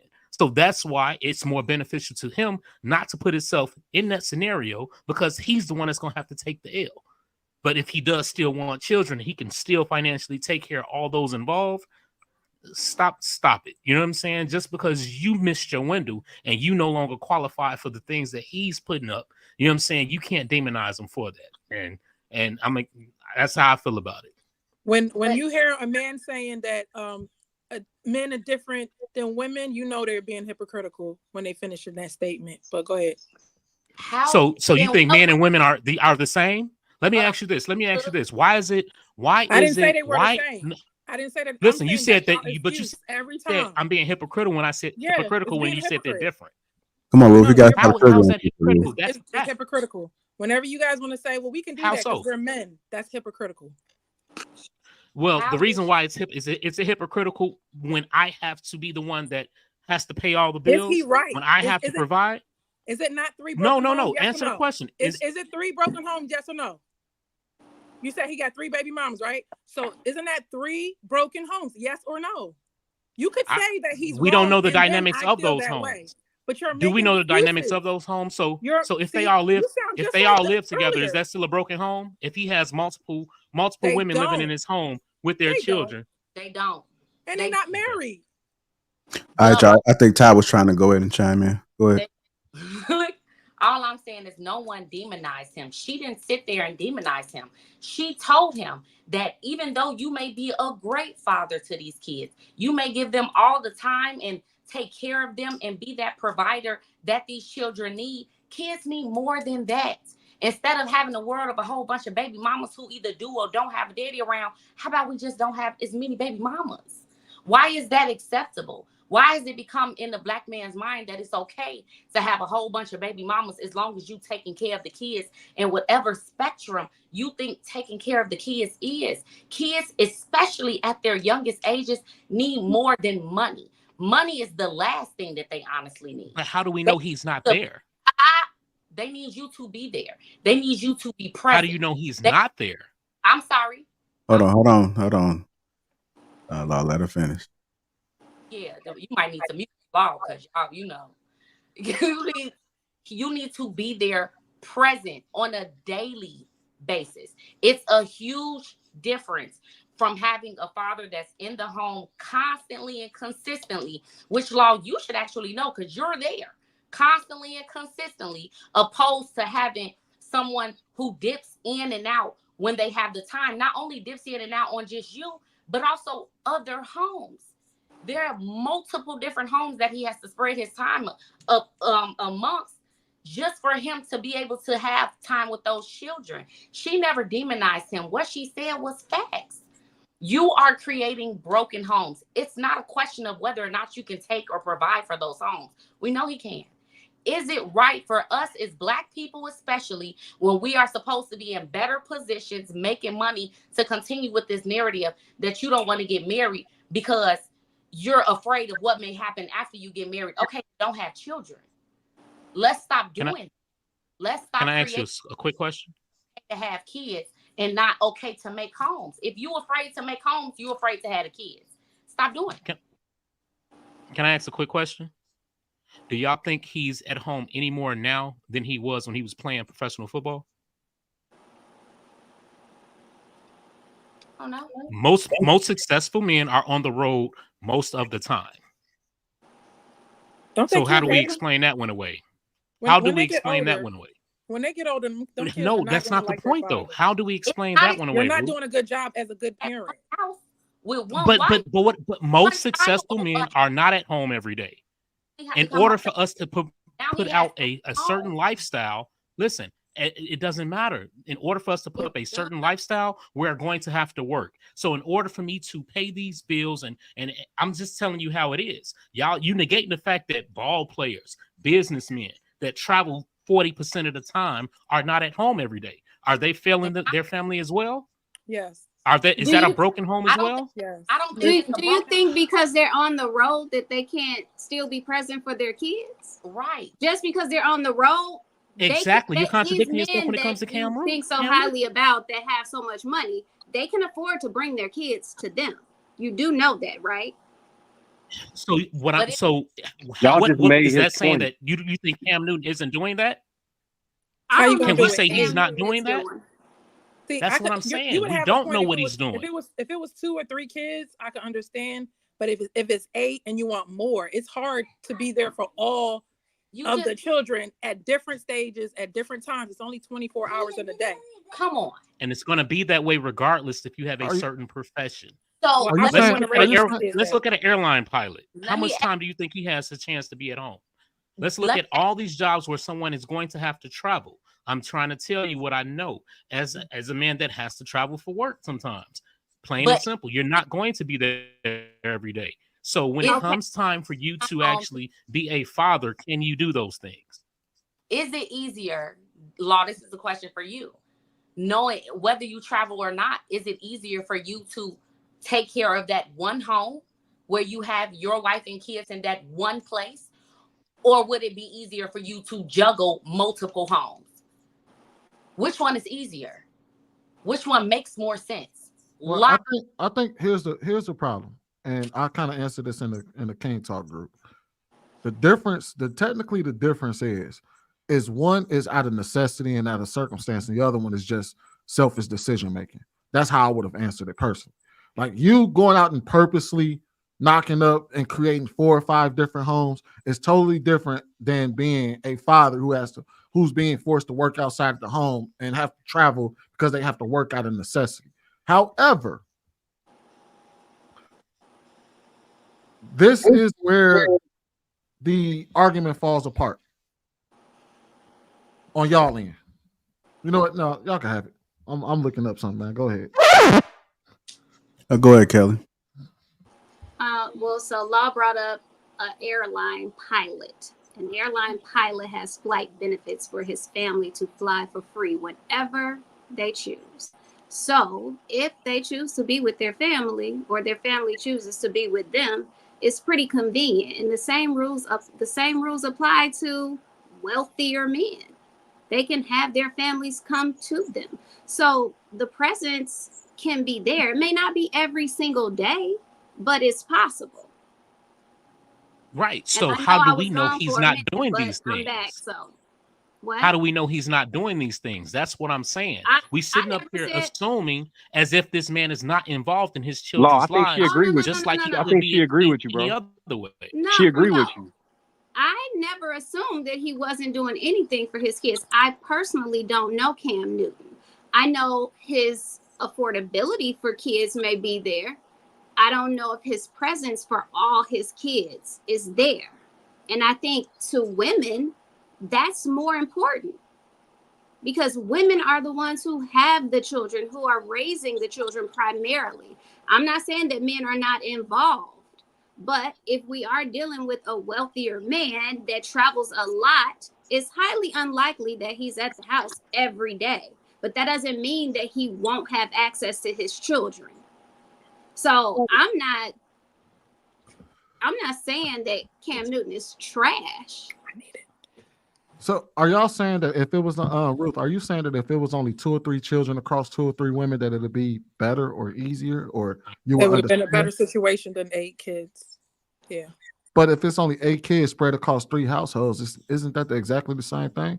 But you still, even if you go to that one household, how much time will you have with each kid? You see what I'm saying? So basically, what you're saying is that having over 8 kids in a household is probably problematic to begin with, right? What you should have done is got married and have 8 kids in one house. And even then, you would still have a problem with getting to know every one of your kids in different situations. And then you got to also think about the woman that would allow to be his second and third baby mom. Is that the best woman to raise your kids with the morals that you want them to have? And how are you going to balance that when you're not there? So we're your not kids going gonna to be shame coming out polygamous any old families. kind of way. We're not going to shame polygamous families because polygamous families do exist. I don't think you're talking about that.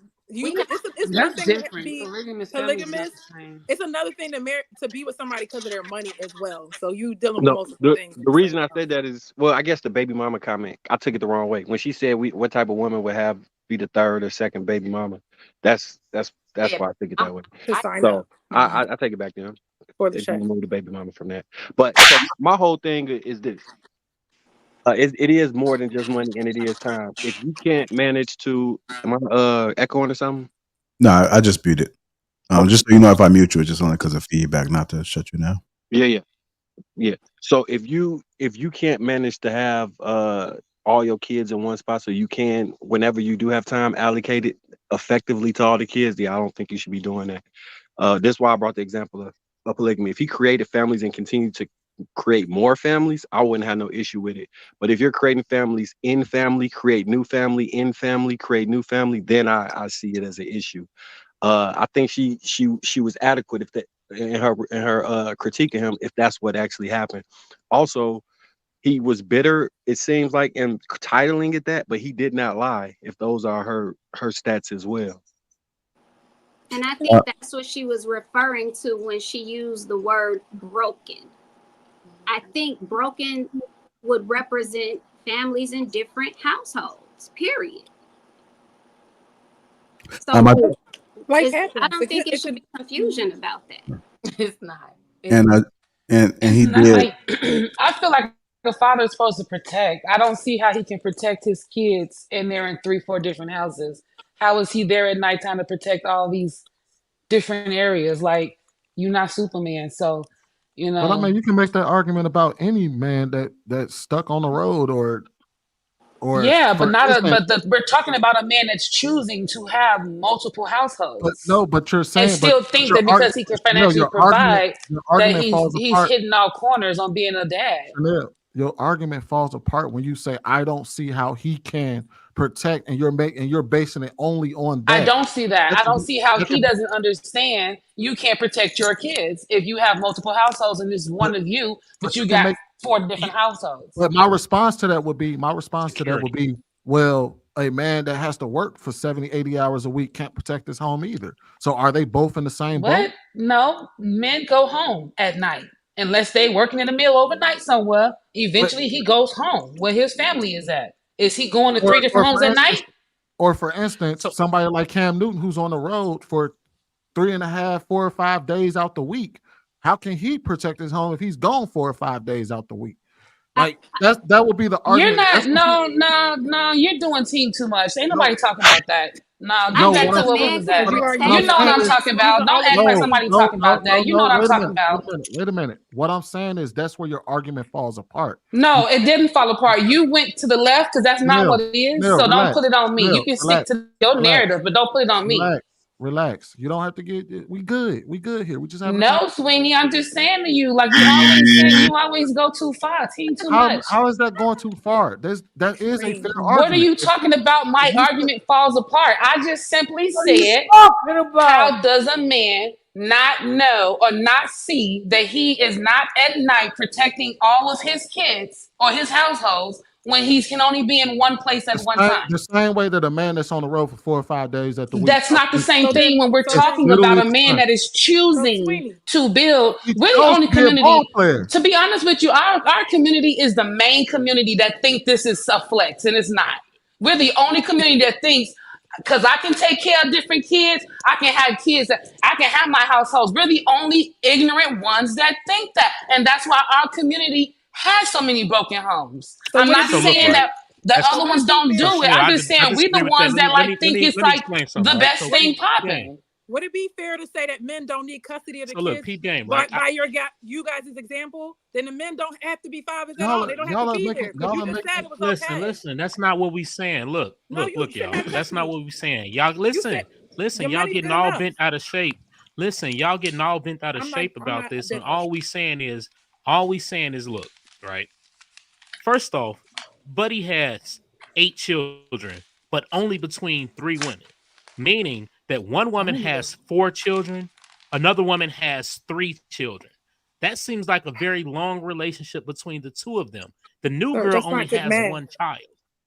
Right? Listen, the new girl only has one child, right? One child, and he's still currently with her. You feel me? So like, if I had 4 children with this woman, and for some reason we didn't get married, but I still take care of her and she don't want for shit, and my kids are good, you can't demonize me for that. Then I got with another woman, and we were together long enough to have 3 children, and we hold on, I ain't done, and we still rocking, but we didn't get married, right? But now I got a new girl, and I still want to get married, and I want more children. So he should just stop having children because those 2 relationships didn't work. That's not how we tell women. No, now you're just talking about what happens every day. That's life. You still choosing to have kids, no matter who the hell you fall in love with. Of what's his scenario. He controls I'm talking about whether the he gets actuality married of to his them. scenario. Just because you love somebody, y'all connected on me, y'all gotta have kids. Divorce, would it still be the same? He knew he wasn't marrying them girls, and then he kept having babies. So no, that's not the question I asked. And he just said he still don't want to be married right now. I said if he got married and divorced, would you look at it differently? If it'd be okay if So if he married the first one that he was with for 10 years, had 5 children, she divorced him. He gets remarried. Now she got a divorce. Come on, you're not being fair. No, I'm asking a question. Relax. Y'all really gotta let me get the question out. Y'all really gotta let me get the question out. Ruth, y'all really gotta let me get the question out. So if he was with this first woman for 10 years, they had 4 children, 1 that wasn't his. They get a divorce. If he marries the second one, hold on, Sweeney, hold on. Sweeney, say that one more time, Sweeney. 4 children that he claims, but 3 of them are biologically his, right? 4 of them so are he's taking care of biologically his. I think 1 of them isn't. So out of the 8, one of those aren't his.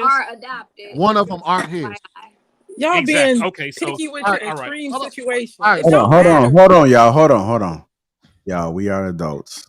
Let's make sure we're not talking over each other because the audience can't hear us. It's also disrespectful. There's also shut a mic because some other folks are just being quiet and their persona is just not to cut anybody off. So let's make sure we're being fair. I don't think Darwin has said anything yet.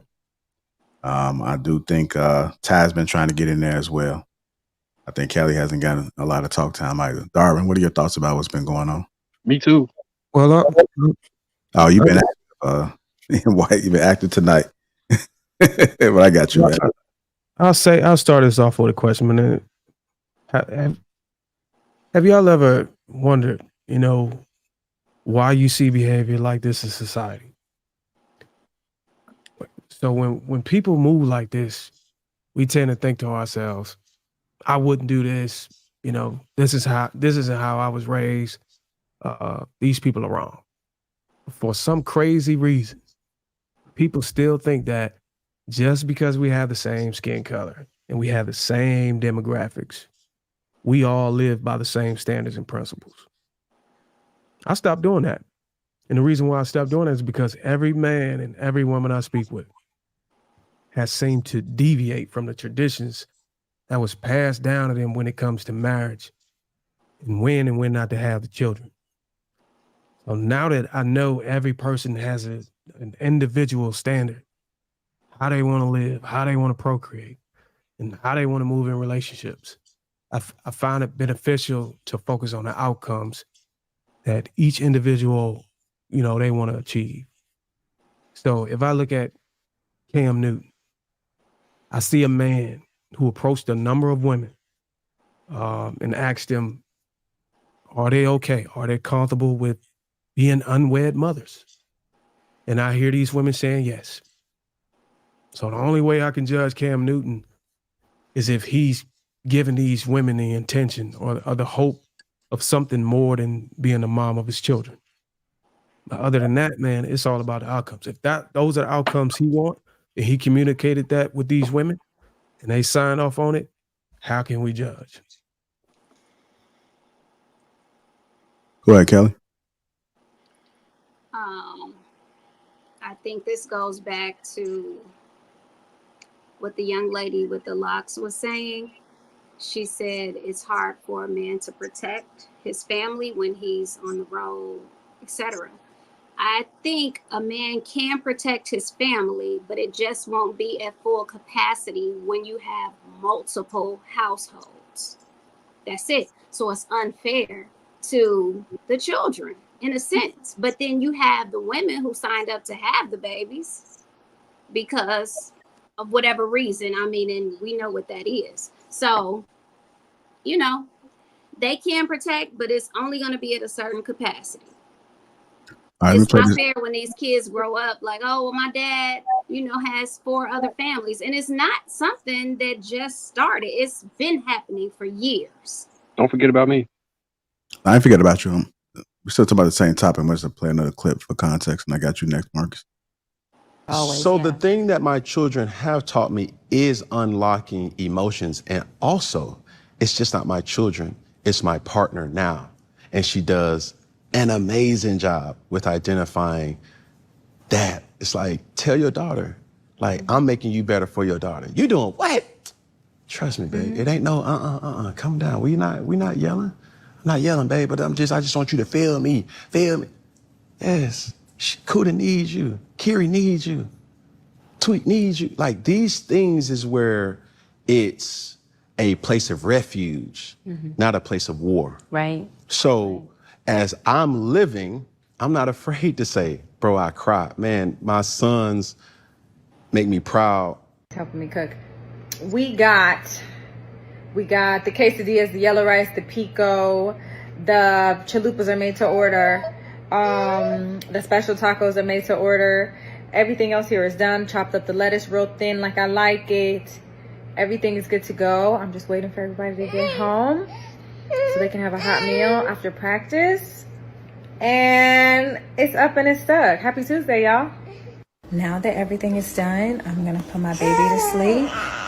I don't know about y'all. I don't know what brings you guys joy, but it really brings me joy to serve. I love being a servant. I love to serve. It just brings me joy. I love it. I love serving. I love it. I love it. I don't give a damn. I'll be up at 6 o'clock, 5:30 in the morning, cooking breakfast, serving. I just love that. I love it. Yeah. It's like, it just gives me purpose. And now with the new baby, now I just feel even more purposeful, especially like when I breastfeed. I feel so full of life. I love it. I love it. Come on, baby. Let's go night-night. She might be the one, man. She love to serve. All right, go ahead, Marcus. Then we go to time. So I just want to address the earlier points. It's not only our community that has multiple households, but it's only in America where we cannot legally do this. I think that this presents a case for polygamy more than ever, because in Muslim countries, there are men with multiple households and multiple kids that take care of, provide, and protect them all, and all of those families are happy and intact. I think the way relationships are structured right now, a lot of men, given the amount of women that they would potentially want to try and date, and the overabundance of women in the date market to men, it presents a paradigm where it's 7 women to every 1 man. And if that man gets married to that one and remains faithful, then 6 women will miss out on the opportunity to have a child, a husband, and a family. I think he has the means to do what he's doing. And I'm remiss because I don't know the exact situation of those relationships, because they very much could be operating in a polygamous state, and they just can't do like the full process because it's illegal in America to be polygamous. But when I be advocating for polygamy, that's the exact situation I'm talking about, where a man has multiple baby moms, and he needs to be part of all those families, and to break them up. Is it like I think it's crazy that men can marry men, women can marry women.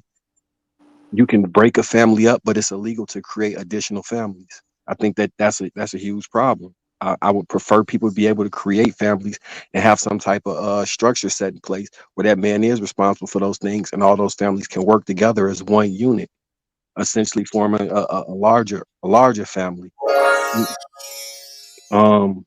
In regards to the way he spoke about his kids, to me, he sounded like a father that's active. He sounded like a man that loves his children, and in turn, I would think he would love the family as well. One of the reasons men have historically had, like men of means, have historically always had multiple women, right? And the way that it's structured now, it's almost as if he's a villain for living in that reality. So it's like demonizing his urge and nature to be who he wants to be. And if those women have accepted it and agreed to it, it's putting them in a precarious situation because they can't be validated by the marriage that they probably deserve. Um, I think the only other thing that would need to change would be the way divorce laws work, because with all those additional families, having somebody just leave and take half, it affects the entirety of your collective. So there you have it. So All right, let go me, ahead, Ty. can I Oh, go ask ahead. a question? Can Can I just ask a question? Can you all hear me? Yeah. Yes, we can hear you. I was gonna say, I'm speaking to the men. If you all could have it your way, would you prefer multiple wives in one household with your multiple children? Yes. Who said yes? Mark. Okay. I would say it all depends. Like in my situation, in the current lifestyle I can provide, no, I wouldn't prefer that. I think it would be hell because I'm not at that stature. You know what I'm saying? So basically, what I want to add is to the answer, to try to give more context on it, is that the lady in that video that he just played, who emphasized the love and the joy she feels to serve, I believe that's strongly linked to a man's ability to provide a space where she can operate with ease and no stress when it comes to nurturing and caring for those children and taking care of the household. So when we speak on men having multiple women and multiple children, it's important to shed light on his ability to create or either influence the lifestyle that they're gonna live in. And if you can't do that, I don't even think that should be a discussion. I'm gonna say no for me. Sweeney, we're waiting.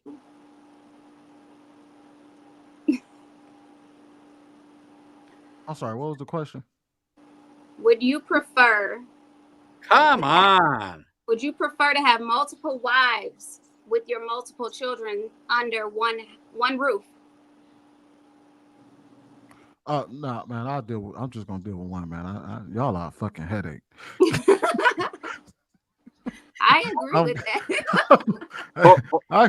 Hey, look, I just sent this video to my wife, and it was of this guy that was talking about the lady was like, he was like, you think pussy just falls out the tree or something? Like that's just women talking about something. Hey, come get this. He was like, I gotta do too much fucking work. Yeah. To go out there. Like he was like, I barely want to sit in your face and listen to you. Don't you actually think I want to add another one to the Nah, I'm joking and shit, but nah, I would rather just stick to the one though. So the reason I said yes was because the way that I structure relationships, I like I said before, I don't have any fighting. It's no disrespectful yelling and none of that stuff that occurs during the relationship. So the parameters in which I can operate is peace, and I will form a cohesive unit. So it's not a jealous factor where we fighting against each other and one person taking this time and that time. It's more about working together collaboratively and creating something bigger than just any individual can do. Okay, and I also wanted to ask, the video that was previously played, did that come after he stated that he was still looking for a wife? The video that was previously played by his current baby mama, was that a video that was played after he said that he was still looking for a wife on his interview? I don't know, but I agree with, if you think that's wrong, I also think that's wrong, because if you got women that you gave children to that are good women, that like you shouldn't be trying to find somebody outside of them. I don't think that's right. I mean, I guess I'm just curious to know. What if you're looking for the third wife? I think people in the chat say yes. Oh, okay. So she's publicly displaying her love for him, and he's publicly displaying that she's not the wife that he's looking for. That's kind of embarrassing. And that's where I disagree with his, and that's where I come in and judge, like what I stated before. Yeah, I think I don't know for sure, but it sounds like he's giving this woman that was in that video the impression that he could, she's in the dugout or she's up for potentially being a wife, and she's doing all the wifey duties. She's having this man kid, and he's not reciprocating. You know what I'm saying? So I find that wrong. Do you think that his current girlfriend, Jasmine Brown, do you think she plotted on him? You mean like wanted to have a baby for like a meal ticket or some shit? Yeah. Potentially. I mean, I don't see any signs. I haven't read any articles or any news that lead to that, but I know that's the thing that women do. I don't want to mischaracterize the woman to say that. I think adaptable women adapt. I feel like she did what she could to lock him in. Mm-hmm. You know what I'm saying? I don't think he's locked in. Like, what does that mean? Locked in? Ain't that the same woman that made the video talking about if a millionaire came and asked you to spread him, you probably would too? That's the same woman, right? No, shout out to Kelly. Hold on, she said that? Yeah, shout out to Kelly. She did send me this video, which is bringing me to my point. This video was in 2015. I'm not sure.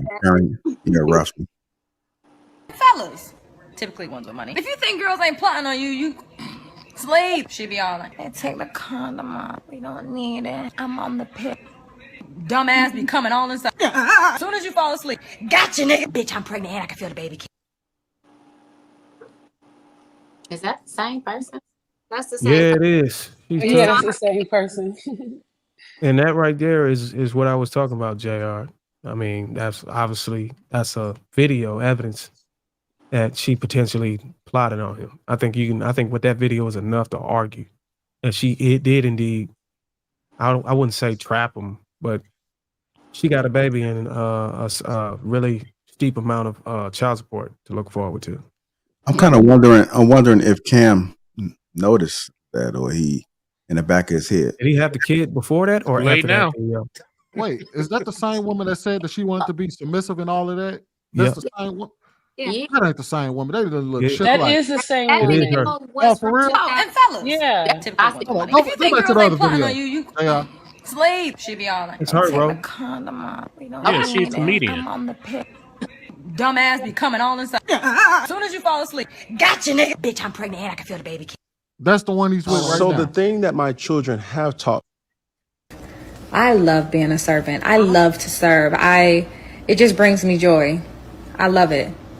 I love serving. I love it. I love it. I don't give a damn. I'll be up at 6 o'clock, 5:30 in the morning, cooking breakfast, serving. I just love that. I love it. Yeah. It's like, just gives me purpose. Fellas. Holy shit. Typically ones with money. If you think girls ain't Hold plotting on, on wait. you, She's a comedian? sleep. She be Yeah, all she's a like, comedian. take the Yeah, condom. she a Okay, so that comedian. She's been changes doing this things. for a while. I'm on the pill. But it's Dumbass be truth coming and all joke. inside. As soon as you fall asleep, gotcha, nigga. Bitch, I'm pregnant and I can feel the baby. I mean, it seemed like a skit, like she's trying to put on a joke. Initial video, anyway, like she's making a joke. But I also did feel like the second video was kind of Performative? Yeah, kind of like trying Yeah. to prove to the world I'm that. I'm what he's looking for. I love to serve. My wife I mean, act that's like what she that. got to do to him too, though. To you, is your wife making videos? It's Never. the world that she loves to serve. No, Never. honey. I know I love to serve because I get up in the morning and I serve you. Yeah, daddy. Talking about it, and the fact that she did all that looks like she's putting on a show. I wanted to go all the way back because I wasn't able to speak on the whole discussion when everybody was going around and around. To the guy who we can't see, you kept talking about men wanting to have multiple baby moms and that being a polygamous relationship. I just wanted to say, let's not miseducate the people. That is not a polygamous relationship. Polygamy means that you're getting married to multiple people. In the beginning of that clip, the initial clip that we watched with Cam Newton, he stated that his fear of marriage is higher than his fear, or it's lower than his fear of divorce or something like that, right? He doesn't want to get married. So his mindset is not to have a polygamous relationship because that would mean multiple marriages with multiple women. Well, That doesn't it's legally impossible for him to do it. Right. That's why I said to legalize it. But I agree with you. I didn't think that was right to do that. I let everybody talk. Thank you. That's right. Put their fire out. Knocking up multiple and having all of these women scattered everywhere because you feel like that just makes you feel so amazing, and you can actually do it because of the lifestyle that you have. Still, at the end of the day, these children are not going to be able to get the time from you that they need to be successful in the community. So It just is what it is. Whereas in a polygamous relationship, even the ones that they tried to do in America, they actually had a show. It's called Sister Wives. All of them lived under the same roof. I love that show. It started with the white guy and it branched out. Now they got a whole bunch of different people doing it. They all live in the same house. They're all making it work. They're building houses so that the man can literally just walk through. And all of the wives are there. All of the kids are there. At the cul-de-sac. They had like 5 houses in a cul-de-sac, like the whole end. That's what I'm saying. So we don't know what he's doing with his money. So you just walk through the doors to each family. But he's able to be present for everyone because everyone is in the same area. It's not the same in not only Cam Newton's situation, but Nick Cannon and also, Slow Joe, Mojo, Bobby down the street. None of y'all have that situation. But everybody is just knocking people up. And then I want to go back to what Law said when you said he could have had 3 long-term relationships in which he had these children. Let's think about this from a woman's perspective. A woman can have 8 kids by 3 different men, and you are going to view her totally different because in your mind, you're going to say, well, you didn't have to keep having those kids. You didn't have to lay down and have those. He didn't have to keep coming to these women to have those children if he didn't want to be married. After he had the 4 by the first woman or the 3 and adopted one, when he got into that second relationship, if he also knew that wasn't his wife, he shouldn't have had more children. He should have cut it off there until he finds his wife, because let's be real, a man's sperm never stops producing. So you can find somebody else, marry her, and decide to have children with someone once you're ready to build a home, not just keep spreading your seed all around America because that's just what the issue. You know what the Law, can I get my look, you know what the issue with that is real quick? You know what the issue with that is real quick? I gotta remember. Well, we gotta remember. Come on, man. You gotta remember that, like, you gotta, you know what I'm saying, stop. It's women that require so much less to give a man a baby. You feel me? Like, they'll do it for any reason. So if he want to just listen, not saying it's right, but if he wants to continue to just listen, I didn't get to ask my question. Why are we bringing that up? You know what I'm saying? Look, I'm saying is, bro, look, all I'm saying is at the end of the day, it's women that will have the child first and not demand marriage. Understandable. You know what I'm saying? Because they want the check. They want the check. You heard her just joke about it. You heard number 3 just joke about it, and now she got it. Right? Okay. You heard her joke about it. So what can I respond back? She said the statement to me. Take a moment to hold the person accountable that we're talking about. And stop bringing up other people. Women do it. When we try to hold women accountable, women always want to talk about the man. When we try to hold men accountable, men always want to talk about the woman. Let's just hold the person accountable that we're talking about. Cam Newton had 3 children with a woman that he did not want to be married to. Then he went on and had 3 more with another woman that he did not want to be married to. It was this man's choice to raw dog these women every single time that he did it, to bust in these women every single time that he did it. Were the women probably ready and down for it? Yes. Did they want the bag? Yes. Were they willing to trap? Yes. But he decided to put his penis in them and come without a condom. He decided to do that. All I'm saying. Let's hold him accountable. Can I respond to any of this? Hold on. Let me get my response out too. We're talking about him. I know and what he's doing to his children and how he could make better decisions. That's it. Here's the difference, though. I would say go ahead. Hold on. What Marcus was going, Joe? Yeah, I just gonna be real quick. All I said in the very beginning that if he was creating relationships in relationship, create a new relationship in relationship, create a new relationship in relationship that was wrong and that was a problem. Then I transitioned to discussing polygamy. Did you miss that part? No, you kept talking about baby mamas with polygamy, and I just wanted to make it clear No, that it's not polygamy. Polygamy. right. What the reason I said that it would have to be done that way because it's illegal in America for him to move forward legally. They find Outside of that, we are in agreement. Outside of that, we are in agreement. okay. And to add, In America, even Sweeney. the league, they find ways to make it work for everyone to be married to each other. It's what Believe me, I know. people get married. That's all. Say it again. Married to the first person, then the wife gets Marcus, married. say it again. Then the third wife gets married to the next person. They're all. Here's the difference though. To answer your question, I'm sorry. What's your name? Ty. From the Here's shop. the difference. You did.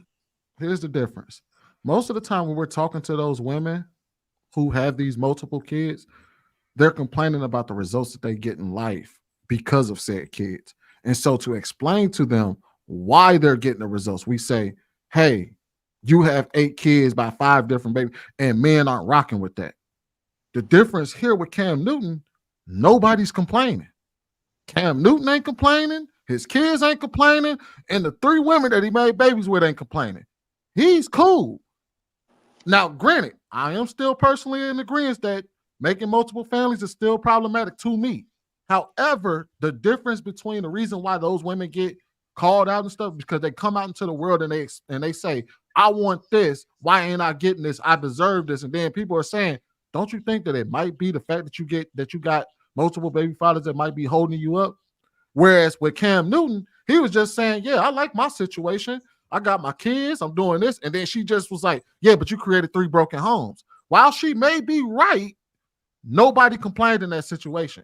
He's happy with his situation.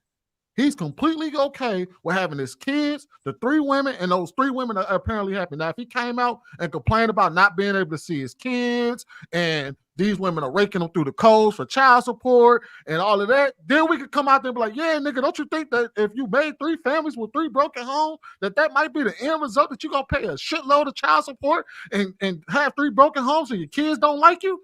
But that's not what he said. He was saying, I'm happy with where I'm at. And she was telling him, nigga, you shouldn't be happy where you at, nigga. You created 3 broken homes. And he might be happy. That don't mean the women are hold on. happy. And that's the point we're trying to make. So That doesn't mean the women are happy. wait. We don't know That's if the women but listen, hold on. We're basing that off of assumptions. I'm saying we're talking about solely what we do know out front, right? So now, like Sweeney was saying, that leads to hold on now. You went for a while, and I tried to hold on to my thoughts so I can get it out when my time came.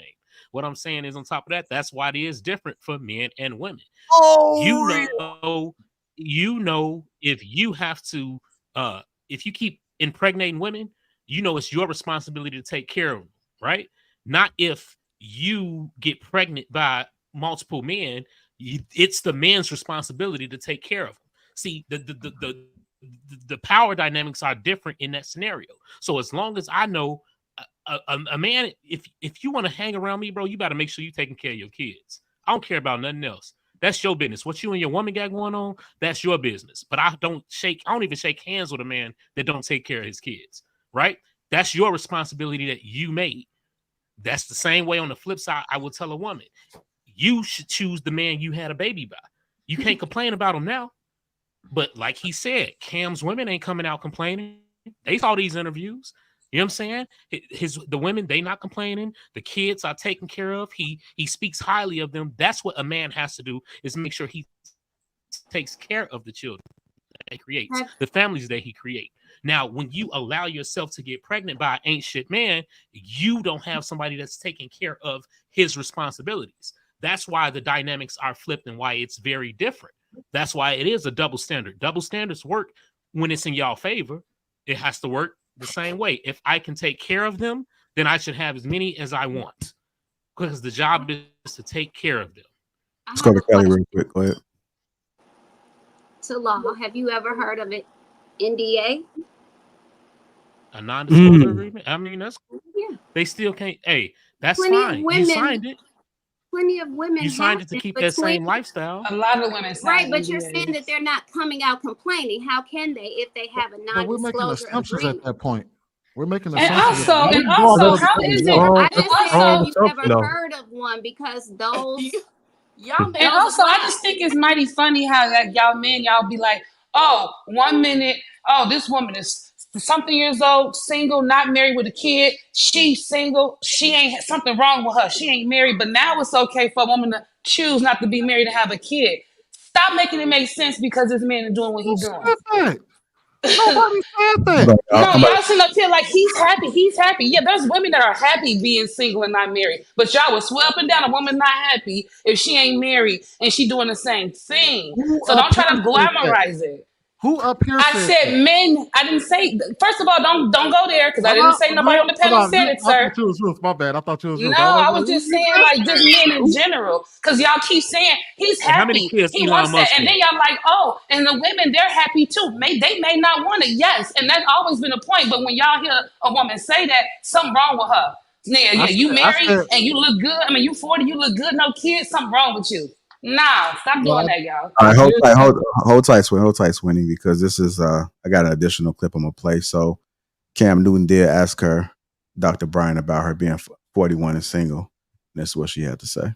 Hard time to believe a very educated, a very attractive woman out of 41 years have not met Mr. Right. Mm-hmm.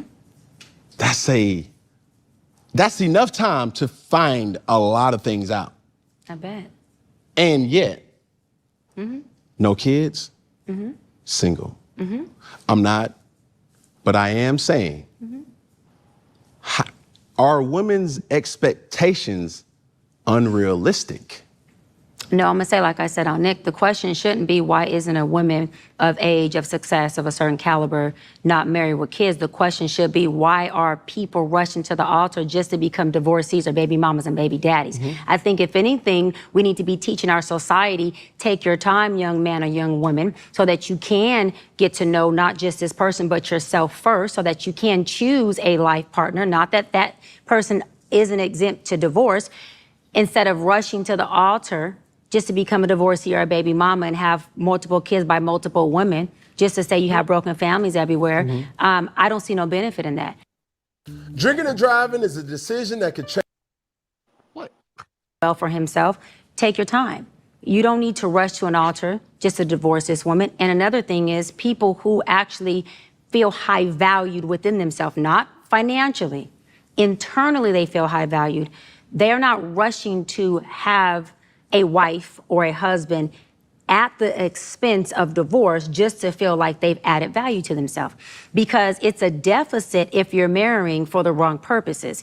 It is an asset if you're marrying from a place of creating a family, of creating stability, of raising kids who can see this thing move and this house not be homeless, but this house have wealth in it, the real wealth that actually sustains. And so for me, I'd rather take my time choosing than end up doing time because I'm making wrong decisions.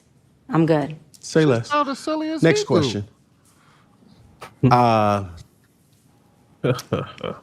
young are you willing to go? Ooh, I love that.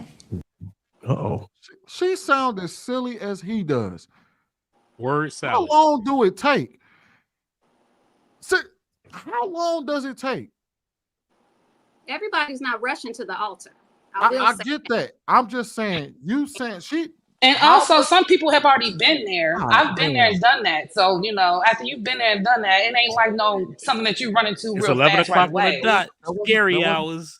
That wasn't the argument. That wasn't what she 11 said. o'clock Though. on the She didn't say, I've been there, done that, and I don't want to do it. She said, No, you was talking about just people not being married, That's not wanting to you get didn't even married. let There's a me lot finish of my statement reasons. before you jumped in. You got to calm down. I didn't even finish my statement. I'm simply asking for a person that's 41 years old, and you're saying, hey, people are not rushing. I get that. I wholeheartedly agree with not rushing. But 21 years? That's well beyond not rushing. Well, here's the thing. She's a doctor, right? Hello? Yes. So that seems like she spent a lot of time in school. Correct?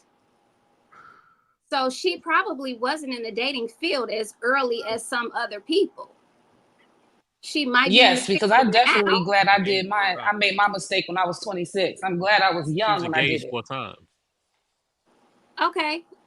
She was And engaged 4 times. okay, So check it out, right? All right, and can I go? Am I going? Yeah, you're going now. Because she did. So look, she did a whole lot of word salad and mumbo jumbo trying to explain away why she couldn't lock in early, right? And to your point, Kelly, yes, she probably was in school, and that's what I tell women a lot of times. You focus on the wrong thing first, and now you know what I'm saying, you're in a situation where What's the it's gonna wrong be thing? real hard. School? Is school the wrong thing? Can we let him I finish mean, his whole statement? if that's where you're putting all your attention, yes. If that's where Why? you're putting all your attention, because you'll be 41 and trying to explain why you feel like you still waiting for But marriage she wanted instead an of just coming out and education. saying, you know what? I mean, you can get an education, but you can get a man too. It's prioritized. But You know what I'm how do saying? you You can know that prioritize was the focus of her that. life? Oh my Look, goodness. well, she had again. Everybody's She had focus isn't the 4. same. Listen. She had 4 Mhm. proposals, which Okay. means to me there is something wrong with you. While you out here giving relationship advice, out of those, you didn't have 4 relationships that got to the point where a man wanted to make you his wife, and your whole thing was you weren't ready yet. Now, who's the one that needs a relationship counselor? Because Well, why couldn't that's it be something failure wrong after with the failure. 4 men? Right, because she's not the common denominator with those 4 men. I'm Come just on, saying, man. What why we doing? couldn't it have been that too? Accountability for people. I'm saying, if I go to school, right, and I'm the only one going to school, and I fail 4 tests, you're not gonna say what's wrong with this test. Who said she failed? She got the ring, so did she really fail? No, you didn't, because you didn't get married. We Who don't said that count was the rings. end all be all for her? We don't count rings. We count marriages. Well, she didn't ask them to marry her. They asked to marry her. Oh my goodness. So the men, so it's probably, so I think I get what she's saying. She's saying the men failed, not her. The I'm men just failed saying. to I'm the just men saying. failed to influence Maybe her to it want was to the make the wrong decision. timing You for know, her. you know what's funny? hold We on. know Are you the saying reason why. We know the reason why Cam Newton ain't marrying none of those women. We know it. He got his kids already. No, so no, it ain't that. It is not that. He got 75 to 100 million reasons why he's not marrying any of those women. Facts. It's as simple as that. He got I'm just gonna 75 say- to 100 million reasons why he's deciding not to marry all of those women. Let's keep it a bean. For his first five kids, he pays $7,500 a month in child support. First 5. That is way cheaper than going through a divorce and losing half. A lot of those men, let's keep it a bean. For celebrities, this is why we shouldn't even look to celebrity relationships as a barometer for what we should be doing, because they have different rules and different standards. But let's look at this from his standpoint. It's a whole lot cheaper to make kids than it is to marry a woman at that stage in their life. Yeah, well, He was we know giving that. Woo! So at that moment, just like you just sat here and said, hey, she has her reasons for why she didn't want to. She was a doctor. She was going to school. She prioritized this. He prioritizes money over marrying these women. And let's keep it at that. She has her reasons why she ain't getting married. He has his reasons why he ain't getting married. He don't care about the kids. He's not complaining about his kids. He ain't came up here and told us that his kids are wilding. He ain't came up here and told us that he tried to child support. He ain't told us none of that. He's completely okay with the situation he has, just like she's completely okay with being 41, single, a doctor, doing her damn thing. At this point, it is what it is. So where's the problem here? There ain't no There is problem. none. Both of them communicated that they had fears that they can't get over, which is preventing them to get married. Hers is the fear of getting divorced because she didn't vet right, and she want to take her time to do it right. His fear, maybe what Sweeney said, he got $75 to $100 million, and he don't want to. His resources is valuable to him to the point where he don't think it's worth risking to go into a marriage, or he don't have the education on how to protect himself going into marriage with that kind of money. Or maybe So he just doesn't value marriage. No, he said he said that he fears marriage more than he fears divorce more than he loves marriage. Why would any man at his level say I fear divorce more than I love marriage? Because of the Explain. reasons that these men have been laying out for decades. I ain't trying to lose my shit. That's what. What's up? I answered this question early in the beginning when I said about the polygamy and they need to change the divorce law so he don't lose half. I literally answered this whole conversation early in the conversation. But you'd rather lose it in child support? That's what I was gonna say. What about Child support don't take as much as a marriage would from him. He's not going to lose $70 million in child support, but he will lose $70 million in marriage divorce. Right, but he has more than one child. So we're talking about child support times 8. That still don't equate to losing half of his. It's not going to be half. You know what I'm saying? Remember what I just told you. For 5 kids, he pays $7,500 a month. You do the math over 18 years.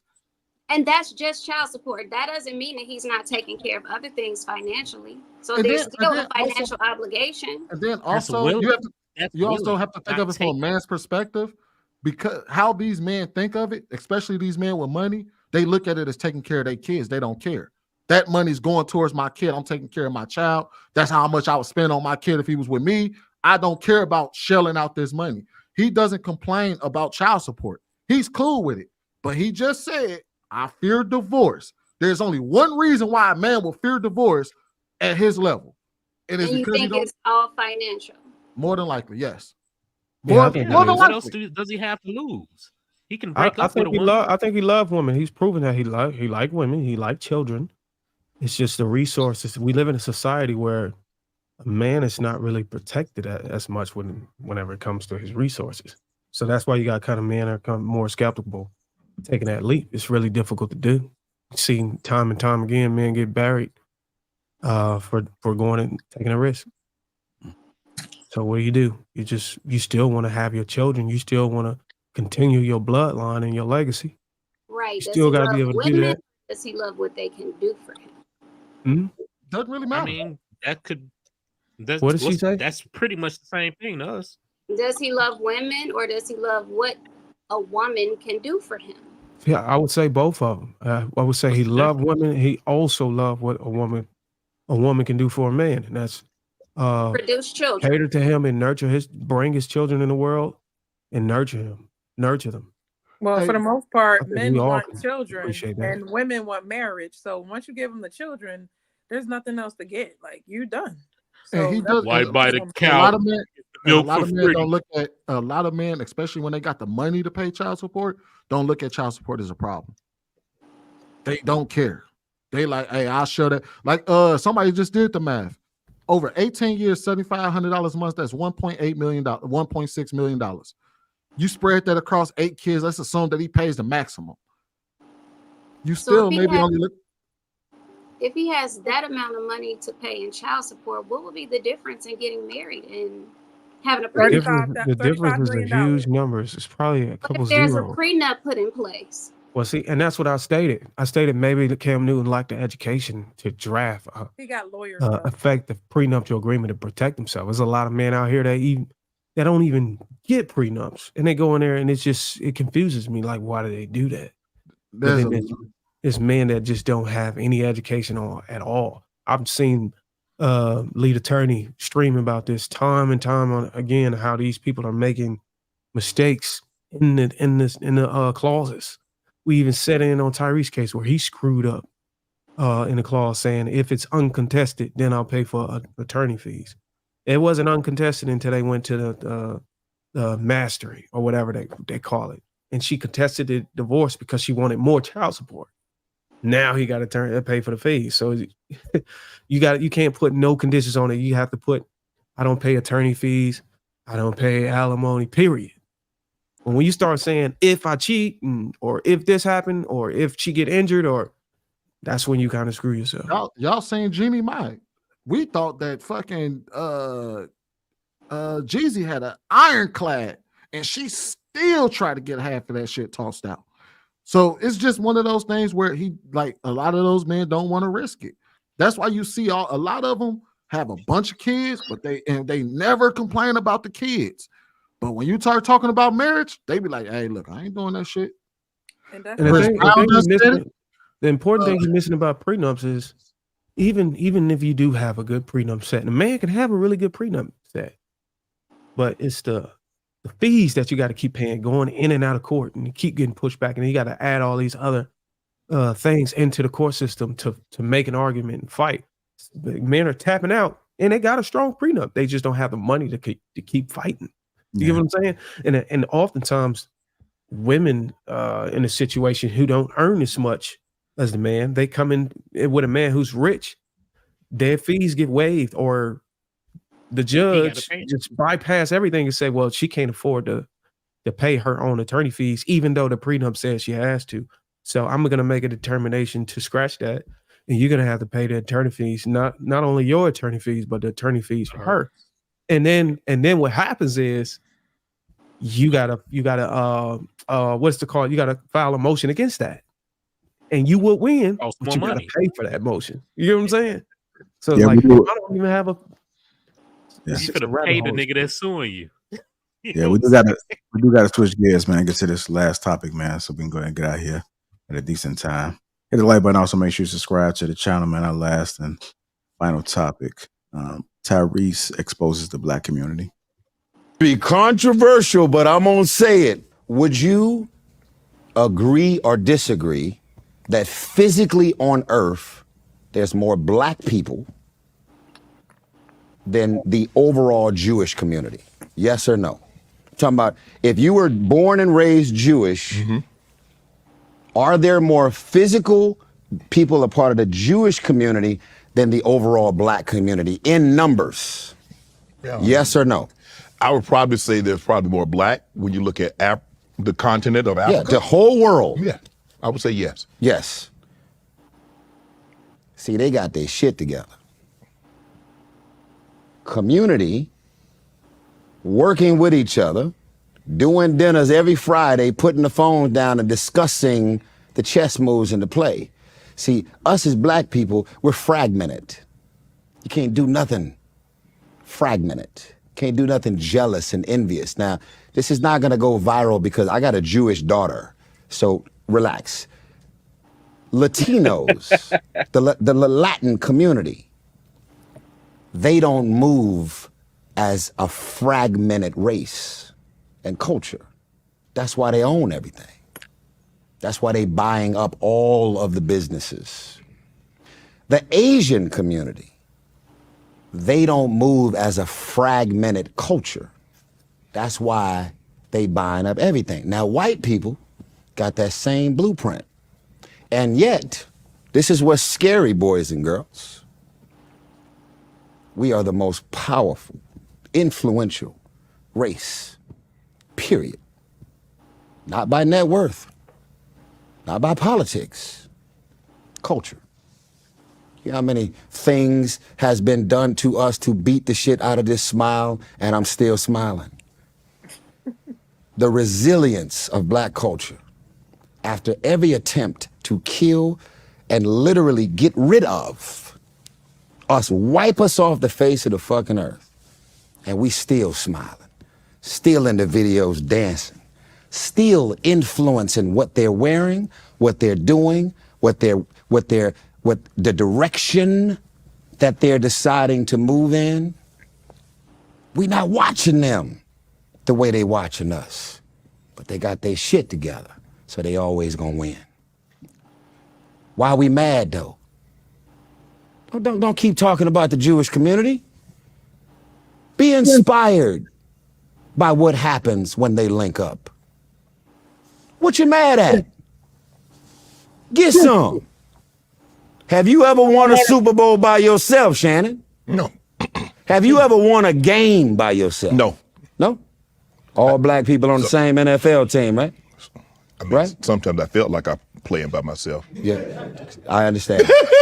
I just kidding. But it was still about 17 of y'all niggas on that line, though. Even though you was the star. It takes a team. Now, the world you come from, which is interesting, similar to my world, but very different. You have white ownership They're standing on a united front. Now, keep in mind, before y'all get all worked, I don't have a racist bone in my body. I'm trying to tell y'all some uncomfortable truths. And these truths might be uncomfortable because you're like, who the man eat? I'm talking to you, goofy ass, fragmented ass person. Okay? The NFL own all the teams. The NFL own the NBA. But we, as black culture, are running up and down that basketball court. And once we get our shit together, we win championships. We get the rings. We get to come home with the gold from the Olympics. We didn't pay for our salaries. We don't own the planes that the teams are being transported on. We don't own the arenas or the stadiums. But if we as black culture, which take up the majority of black sports, if we were fragmented, we wouldn't win shit. So we come together and we get on the same, we huddle, we talk, we practice, Shannon. Yeah. We create the algorithm and we kill everything in its path for those teams that win the championship, that win the Super Bowl. There's a lot of white people on these teams as well. But we take up the majority. And yet we are the minority. We are the majority. Yeah. But we're the minority. So how, I'm asking you, all the agents, all the managers, all the lawyers in Hollywood, all the heads of all of the studios, don't keep attacking Jewish people because they got their shit together, man. Don't, all the press, the media, the news outlets and all that everybody's got this big problem with. They own it, they run it, they operate it, they control it, whatever that might be. What's the problem? You mad at a community of people that got their shit together? You had your shit together on the football field. That's why y'all won. Mm-hmm.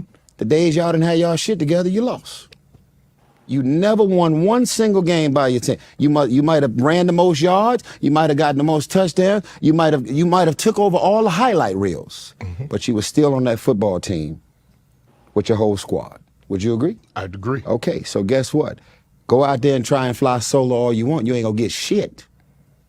So why get mad at them for having their shit together? And why y'all get mad for them having their shit together? Tyrese speaks on the Jewish, Latino, Asian, and white communities versus the black community. Why shaking your head, Lo?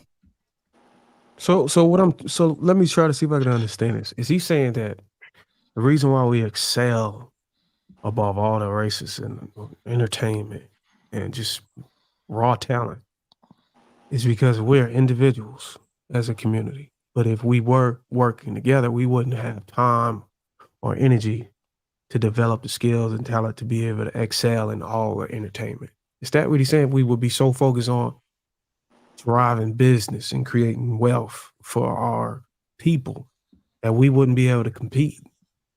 That's the understanding I'm getting. Yeah, I could be wrong. So if somebody heard it different, let me know. I think he's saying that as Black people, we don't move together collectively like other people do. And that we are the most influential because we do inspire a lot of other races. And I just think he's saying, like Fabulous said, I'm a movement by myself, but I'm a force when we together. I think that's what he's saying in essence. So do you believe if we put down the footballs and basketballs and shit and just pick up all of the tools that's required and necessary to build wealth, and we focus that instead of sending our kids to the batting cage and to the track to work on their 40 times, send them into development centers to get financial literacy and all these other things, you think we'd be a better community? Yes. So the thing is, I think the argument that somebody will say is over a course of time, we weren't allowed to do that. We were disenfranchised in a way where those resources that allows us to pick ourselves up by our bootstraps were intentionally um, taken away from us or evasive for us to be able to grasp so we can be able to develop some type of community. I think that's where the argument is going to be against him. Like, black people ain't never had this. We wanted to be financial literate, but y'all kept us out of the financial centers. We couldn't get the loans. We couldn't get the businesses. We couldn't get the proper education. Y'all didn't even give us books that were together. The pages was falling out of the motherfuckers. Like, I think the argument would be just we were disenfranchised, so that the only thing we had was to try to be the best at track, to be the best dunker, to be the best receiver on the field, to be the best quarterback, to be the best rapper. You get what I'm saying? And I haven't found anything to argue against that because I'm young. You know, I wasn't there before, and people who came before me kind of confirmed that. Hey, look, yes, it was hard for our people to be able to move like that. They intentionally put walls and obstacles in front of us so that we wouldn't excel. And I think Sweeney is probably one of the guys who uses that argument. He always uses the belly of the beast. You put a group of people in the worst, one of the strongest nations in the worst conditions, and we still find a way to get out. But I think right now this is our chance, and I feel like we're so conditioned and programmed to the point that we don't even entertain working together. I mean, we all selfish individuals. We don't want to come together and work and do nothing. We all want to just focus on our own households. And it's probably because of our households that were before us never established any unity when it comes to standards. So now I have to create my own standards. It's sad, and I'm willing to admit it, man. I came from a family that was fucked up. We didn't have no standard. We had standards, but nobody lived by them. So I have nothing to go look back and be like, okay, I have a father figure that passed something down to me. He wasn't my real father. But now that I have that, that's something that I can kind of tweak in a way to where it fits my lifestyle and what's best for my family. And it's just try to push that into my kids so they can push it into their kids. But it seems like we always keep starting over. Every time there's a new family or there's a new generation, you got to start over with it, recreate the standard because I don't know, man. I'm going to yield and let somebody else talk. It's like we're not passing down the knowledge. My favorite movie or series is Money Heist. Why? Anybody seen that? I need to see that. No, I haven't seen it. It's really good. It's about the main character is the professor, and It's on Netflix. He has this master plan for them to rob the Bank of Spain, and he has like everything planned out. If anything goes wrong, he ties every loose end. He'll do the most extreme thing, and the plan goes on even if he dies. I think what has happened is we were put in a position he had to go recruit people. We are the ones, we're the labor. We're the ones doing the talent. We're always using our hands, but we never have a strategy. And if we would be the people that are strategic and move, and I think that's what the Jewish community, the Latino community, they having strategies and they're moving and they're not waiting for everybody to kumbaya and get along. They're actually moving within their group. They're moving. A group of them went and bought some properties. It's not everybody that was in the same race did the same thing. A group of them got together and they start moving together and they start cooperating. In our culture, the Haitian culture, they do something called the susu, and a lot of African people nations do that as well. They put in $1,000 a month and then they take out 10,000. That's how they buy their house. That is an example of it's called a people flower cooperating. scam. What'd you say? It's definitely a Called Ponzi scheme. That's a goddamn flower scam. That shit's a scam. It's a real thing. Like you will get like hurt if you don't pay your money. So they don't even let people in if you're not good for it. And you only can it takes years to get into something like that. Every time they get paid, they put $250 in, and by the end of the year, they can do two hands, whatever. They can walk out with $15,000. It's a real thing. Y'all should look it up. But black folks got to work together. Black folks in this country. And hold on, before you go, I had I was at a job and I introduced this concept, and they actually did it. But they did it out of their paycheck. So everybody that was there, they actually got $1,200. I actually got money from starting the idea, but I didn't have the relationships. Somebody had a relationship with everybody that they trust. If you have that one person in the middle that everybody trusts and respect, it will get done. So it sound like the people that Tyrese was referring to sat down at the table and said, what do we do? Do we want to be the best players in the arena, the fastest, the athletes, the MVPs, or do we want to build the arenas that these people play in? And I think they chose the latter.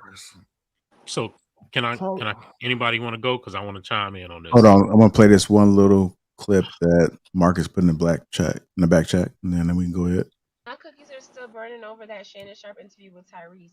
And a lot of people, I'm a lot wrong of with the these volume. raccoons sell us out That's and just the way worship it these was. other people of color so they can get checks and pats on the back. So let me just reiterate. 1 million Black American soldiers went over to Europe in World War II to whoop the Germans' asses to save the Jewish community, my grandfather included. The Jewish community then came over here and fled, got billions upon billions in free money, reparations, and a free country, and then exploited us to get the fuck on. Don't tell me about the couple hundred Jew from the Jewish community that helped us. It was a couple hundred people, maybe 1,000 or 2,000 compared to our million. The Hispanics are literally fleeing from other Hispanics in their country by the millions upon millions. That's why they're here. They're not that fucking unified. They come here with their individual families to get on, and they get thousands upon thousands of dollars, and then they move into the neighborhoods, our neighborhoods, and take it. Stop falling for this bullshit. I was just God about to damn speak it. That's to that. exactly what I was about I to was go just into. about to And I speak was, to that. bro, Shout listen, out it to that pisses me sister. off when I hear this shit. I'm so sick of this nigga Tyrese, Joe. Every interview he gets on, he's a different person, a different emotion. Boy, stay off the prescription drugs. You sitting up here because you've been running around Hollywood and you see the power that these Jewish people have. But did you realize that the only reason that they united like this is because they was given over $82 billion from the Nazis after World War II? That's why they united. They have funds. They got reparations. They continue to get reparations every year. Right now, 1.44 billion euros is paid to the federal budget to Jews every year, right? But that's why they have so much financial power, because they have that backing. African Americans ain't got nothing yet. That's why we're fragmented. That's why we're fragmented, because it's still an issue. You dig what I'm saying? That's a strong point. I gotta ask you though. Do you think black people in America, let's just stick with America. Do you think black people in America earn enough today that if they decided, hey, look, you know what? We're going to stop buying Gucci, Louis, and all this other bullshit and paying to go to games and stuff and streaming. We're going to sit down. That's minuscule, bro. I'm just asking, is it possible or not? No, I mean, because why would we? Go ahead. No, I can explain it. I'm just asking. Say no. I'm gonna say is no. It possible that we can come together, like Dr. Claude Anderson said, and practice powernomics? The answer is no, because largely black folks don't spend their money on that. We don't. Our money hardly. Most black money goes towards the bare necessities. The vast majority of black wealth in our country is tied up in homes and pensions. And most of the majority of that money is held by our boomer class. Okay, so that's a good response. So is it homes together as a people, or every person has their own home? And we're like, no. What happened is that what I'm saying is there such thing as a race of people? Because there's a race of people that stays in a different area in the same area, and it's like 5 of them that live together. And they pay off their house within a year or two with all 5 salaries, and then they buy another house and they move into their house and do the same thing. I'm saying if black people move like that, given the things you said that they spend on, you don't think we have the mindset? What's blocking us from doing that? The thing is that we've always had the education, but education with no, I'm not talking about education. I know. I'm talking about the willingness to look at each other and be like, you know what? Fuck all this shit. Let's work together. Well, here's the thing, Bruiser. When you have no wealth, there is nothing to share. There is nothing to share. You don't have anything. The black community has no money. There is no wealth. So when people start to point to shit like, oh, well, they spend $1.3 trillion a year. Well, the Asian community is half our population. They spend double that. White people spend 14 times that because of the amount of wealth that they have in this country. Black people are largely living paycheck to paycheck, and they're spending their money on largely the bare necessities. So when all you can do is live, it doesn't matter if you put whether you got two families living separate apart from each other, or you put two families in the same house, it's gonna pretty much virtually cost them the same amount anyway. We don't have no wealth, and here's the reality of it: most of the people that come to this country are either elite, or if they are coming over here, they're being given things that black folks have never been given in this country. We just watched them give migrants $5,000 and $5,000 in cash and $14,000 in stamps. So the reason why I'm being disconnected is the math that you're doing to try to make logical sense out of what you're saying. You're saying we need this. You're saying we need this snowball or this money somewhere to be able to say, "Hey, I would work with you." And if we don't have this snowball and this money, we're not gonna work together. We have to already have that in the account. Is that what you're saying? No, what I'm saying is that you don't have the money to actually do it. There is no such thing as that. We work together about it. That doesn't make any sense. Well, So I'm about to explain to you. It takes money to make money, right? So you don't have any money. You don't. Let me rephrase it. Let's say your son. Marcus trying to get in there too. Let's say your son is 18. My son is 18, and Law's son is 18, and they're just leaving high school. We agree that they don't have any money. Let's say we never gave them shit. Are you telling me that these three 18-year-olds can't get together and work together and build a community off of them by making decisions from that point? You said they can't go find wealth from that point. So Darwin, anything is possible, right? In the grand scheme of things. But to Sweeney's point, you remember I provided real estate portfolio information. Okay. I said it's possible. No, I'm not saying it's possible. I'm saying like, okay, there's one. I'm gonna just give you one option that they can do. These three young men can go into the military. Mm-hmm. Now they have wealth, right? So what you're talking about is you're talking about something that may work for a few people and trying to extrapolate it to an entire group. That shit doesn't. So what I'm saying is it's possible that three can, instead of three individual people, 30 and 30 can be 300 and 300 can be 3,000. No, it doesn't work that way. So I didn't say whether it worked that way. It don't work that way. I'm saying, can it work that way? No, it cannot. So let me just say this. Let me just say this before y'all go into this. So I provided some documents.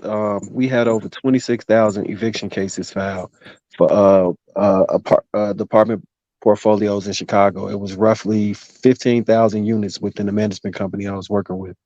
We had a model before we could rent to somebody and they could pass approvals. They had to make rent.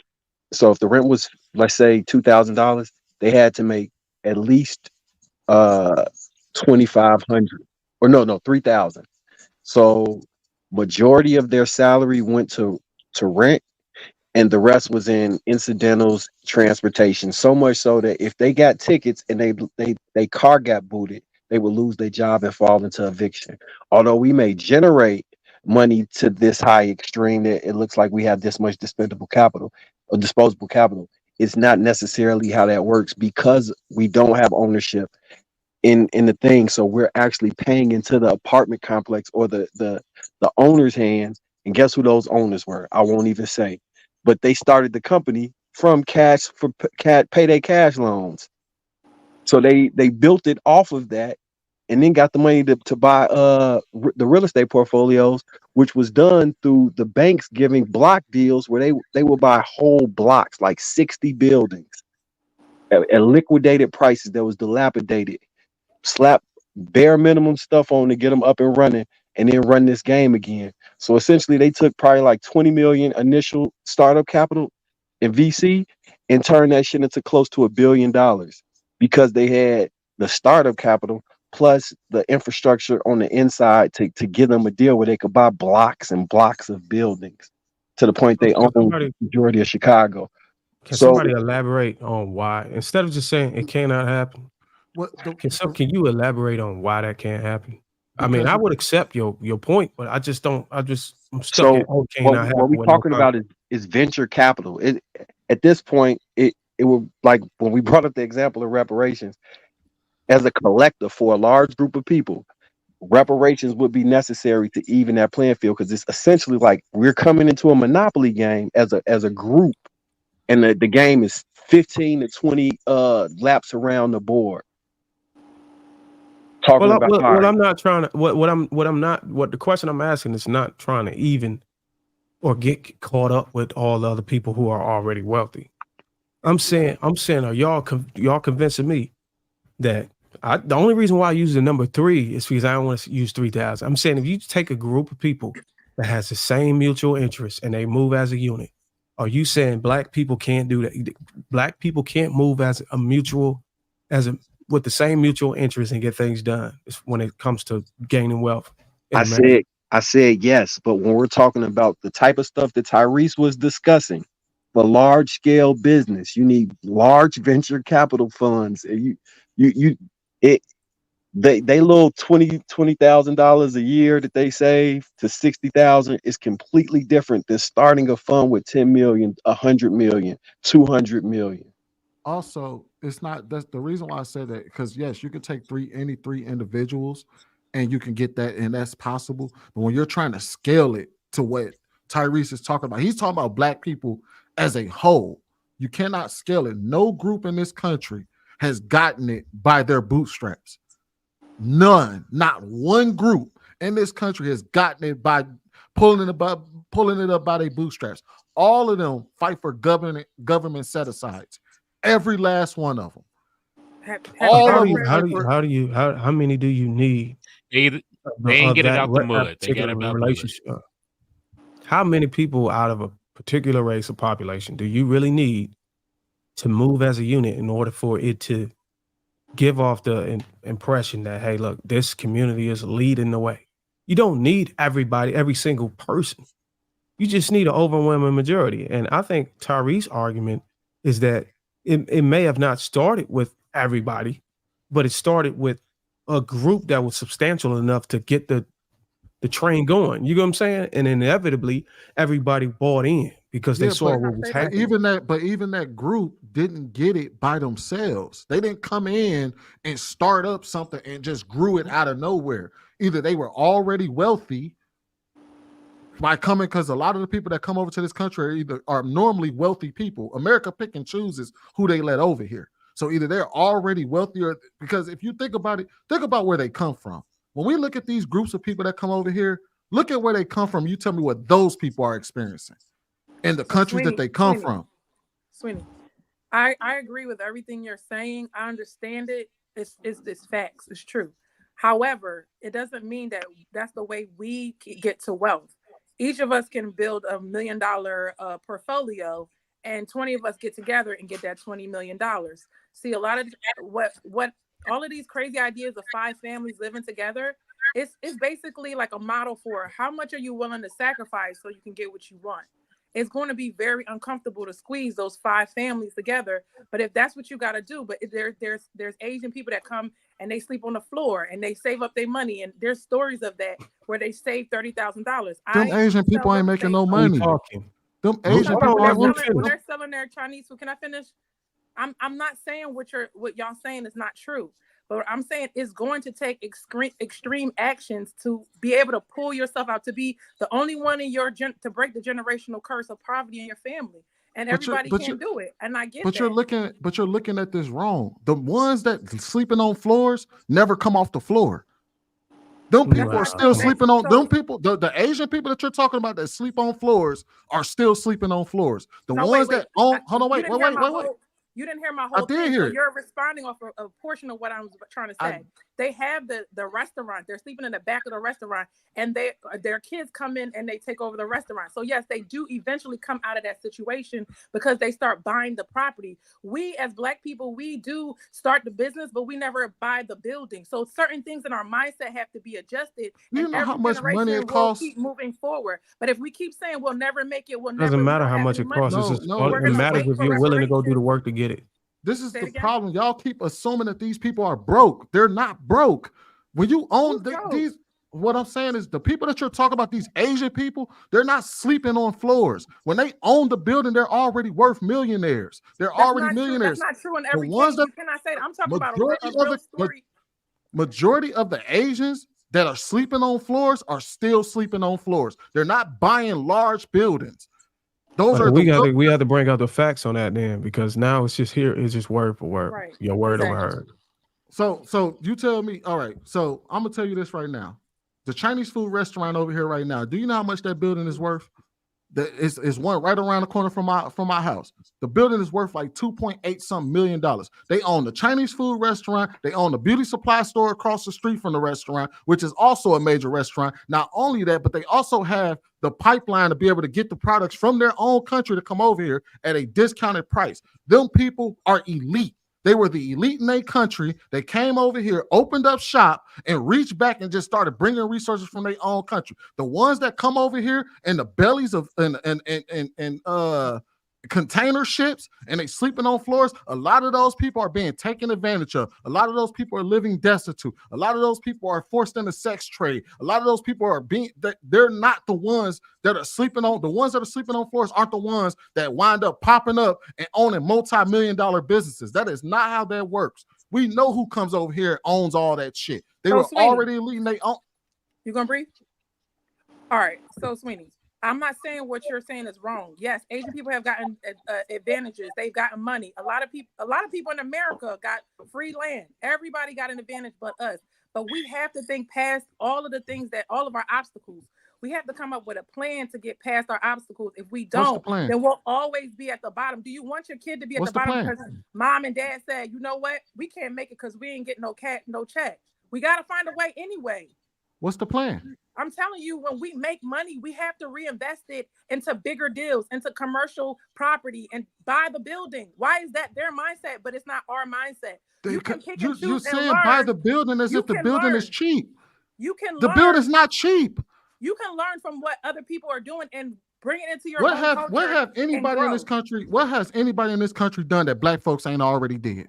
We bought property. You're right. We're great. So my question is, so you keep saying just buy the building. Who over here is a lot of people that are rich, but they still renting their property. Tell me that's not true. All these daycares, all these hair salons, do we ever buy the building? I'm a real estate agent. I know what I'm talking about. How much is the building? It don't matter what the building is. Go buy it. You got it in the hood. Go buy one in the hood. Every city has a place where you can buy it and affordable. So you telling me that they have the option and they have the ability to buy a building, but they're not. And you're a real estate agent. Sweeney, why don't you tell me why they aren't buying the building? Yes, we're not. When we do get money, we're not doing the right thing because we don't have financial literacy. Is what I'm saying. I'm not talking about. So you telling me a person that started their own business don't have the financial literacy to buy the building that they're operating the business out of? I see it a lot of times, bro. I see motherfuckers. They create these trucking businesses and they only own the fucking truck. They go get a Hellcat or some shit like that. I wonder why they don't own the truck. I wonder why they don't own the truck. What? I wonder why they don't own the truck. Because they don't value having ownership over the truck. They value getting the material things they want. Yeah. So you telling me that a person started their own trucking company and they don't own the truck? Nope. You can own a trucking company. You can own, bro. All you gotta do is create an LLC or a sole proprietorship, and you own a trucking company. Okay, fair enough. You know what's crazy is we get all these. Hold on, wait, Law. So you know how much it costs to start an LLC? It's I have an LLC. It's like $300 to $500. You know how much it costs to buy a truck? Yep. So yes, you can see a person start a trucking business and they can start an LLC, but they can't afford the damn truck. Right. And then when you look at the things that because they're using a damn truck to try and pay their bills, and you can't pay their bills and also buy the truck. No, bro, they living above. They live in a lavish. Hold on. I ain't stopped. I ain't done. We got to Well, stop I mean, with this all is this. the point I was making originally. Let's look at the actual numbers when we start looking at how many people make over $100,000 a year. And look at the percentages of how much people are making, right? So now we sit here and say, oh, just buy the building or just do this. Well, what percentage of that do you think are actually going to do that, especially with no real capital? The only way in this country to really get ahead is to own property, to own land. Once you own land, you can actually buy against that land. That's something that we were kind of kept out of forever. You dig what I'm saying? So we don't have that capital yet. So to say, oh, you can just buy the building, you can just do that. It sounds good, yeah. But what is the actuality of it? I know people that I know people right now. And here's the dumb shit. The whole reason why, yes, okay, maybe I got the numbers wrong on how much a fucking LLC costs. Y'all missing a fucking point. An LLC is cheap. That shit's cheap. Anybody can go out there and get one of those. The point is that he said, I saw somebody start a business, a trucking business, but they don't own a truck because trucks are fucking expensive. That's not what I said. I said I know somebody who owned a trucking business, and I didn't emphasize that how long they had it, but they had it for a long enough time to be able to get them bought 2 to 3 trucks.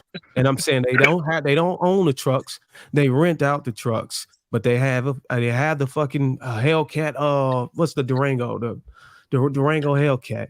They got all these Polarises and shit in the yard. What ATVs and all these other. They have all this lavish shit going on in their household. A pool in the back and all this stuff. A naked woman spitting water out of her mouth and the water coming behind her and going in her ass. Like, You ain't wrong. Don't you hear me?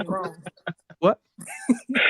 I'm looking at this statue and I'm like, how did she get the water to come up and then go down in her ass? You said that they bought they got this trucking company and they're renting the semi trucks, right? They're renting them. They don't own them. They don't own them. They renting them. I got a question for you. These people that own renting these trucks, do they pay the cost of like the maintenance and all of that, or does the person who owns the truck pay that cost? No, you had to pay that. You had to pay to keep the state licenses and all this other inspections. No, not the license. Not the licenses. You got to pay. You got to pay the maintenance. I'm talking about. Hey, you can actually rent a truck. Listen, hold on. You can rent the truck, and you also come out easier on mileage as well as insurance when you rent the truck. So a lot of times when they start up their hold on, I ain't done. When they start up their business, you cut me off while I was trying to answer the question. The person who was Sweeney jumped in responding to you before I can get in, and then you respond to him.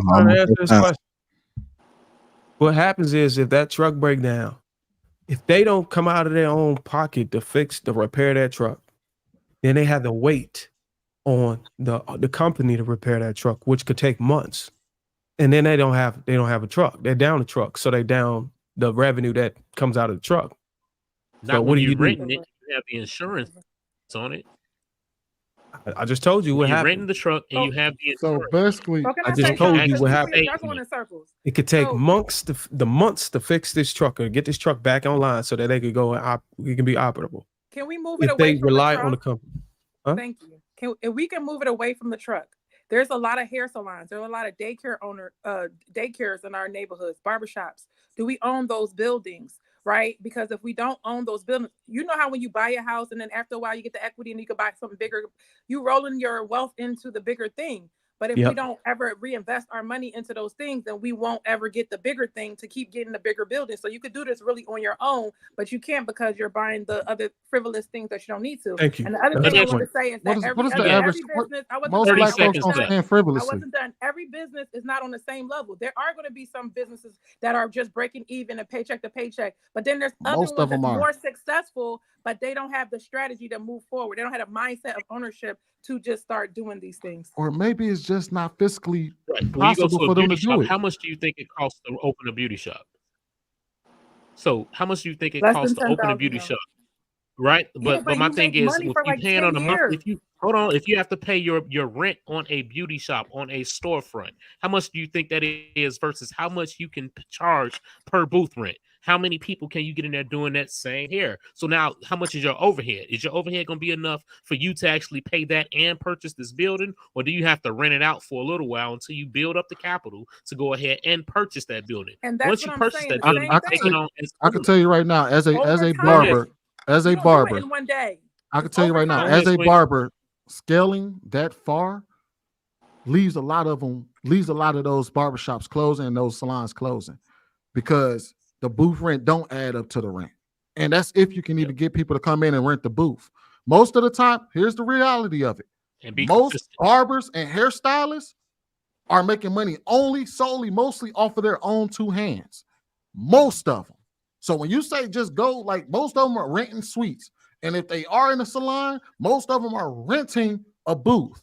But when you talk about the people who own the salon, yes, the more than likely they're renting it because the moment they try to scale up to buy or purchase the building that they're in, is way more than if they were just renting. And they can't scale up that high because they don't have the capital.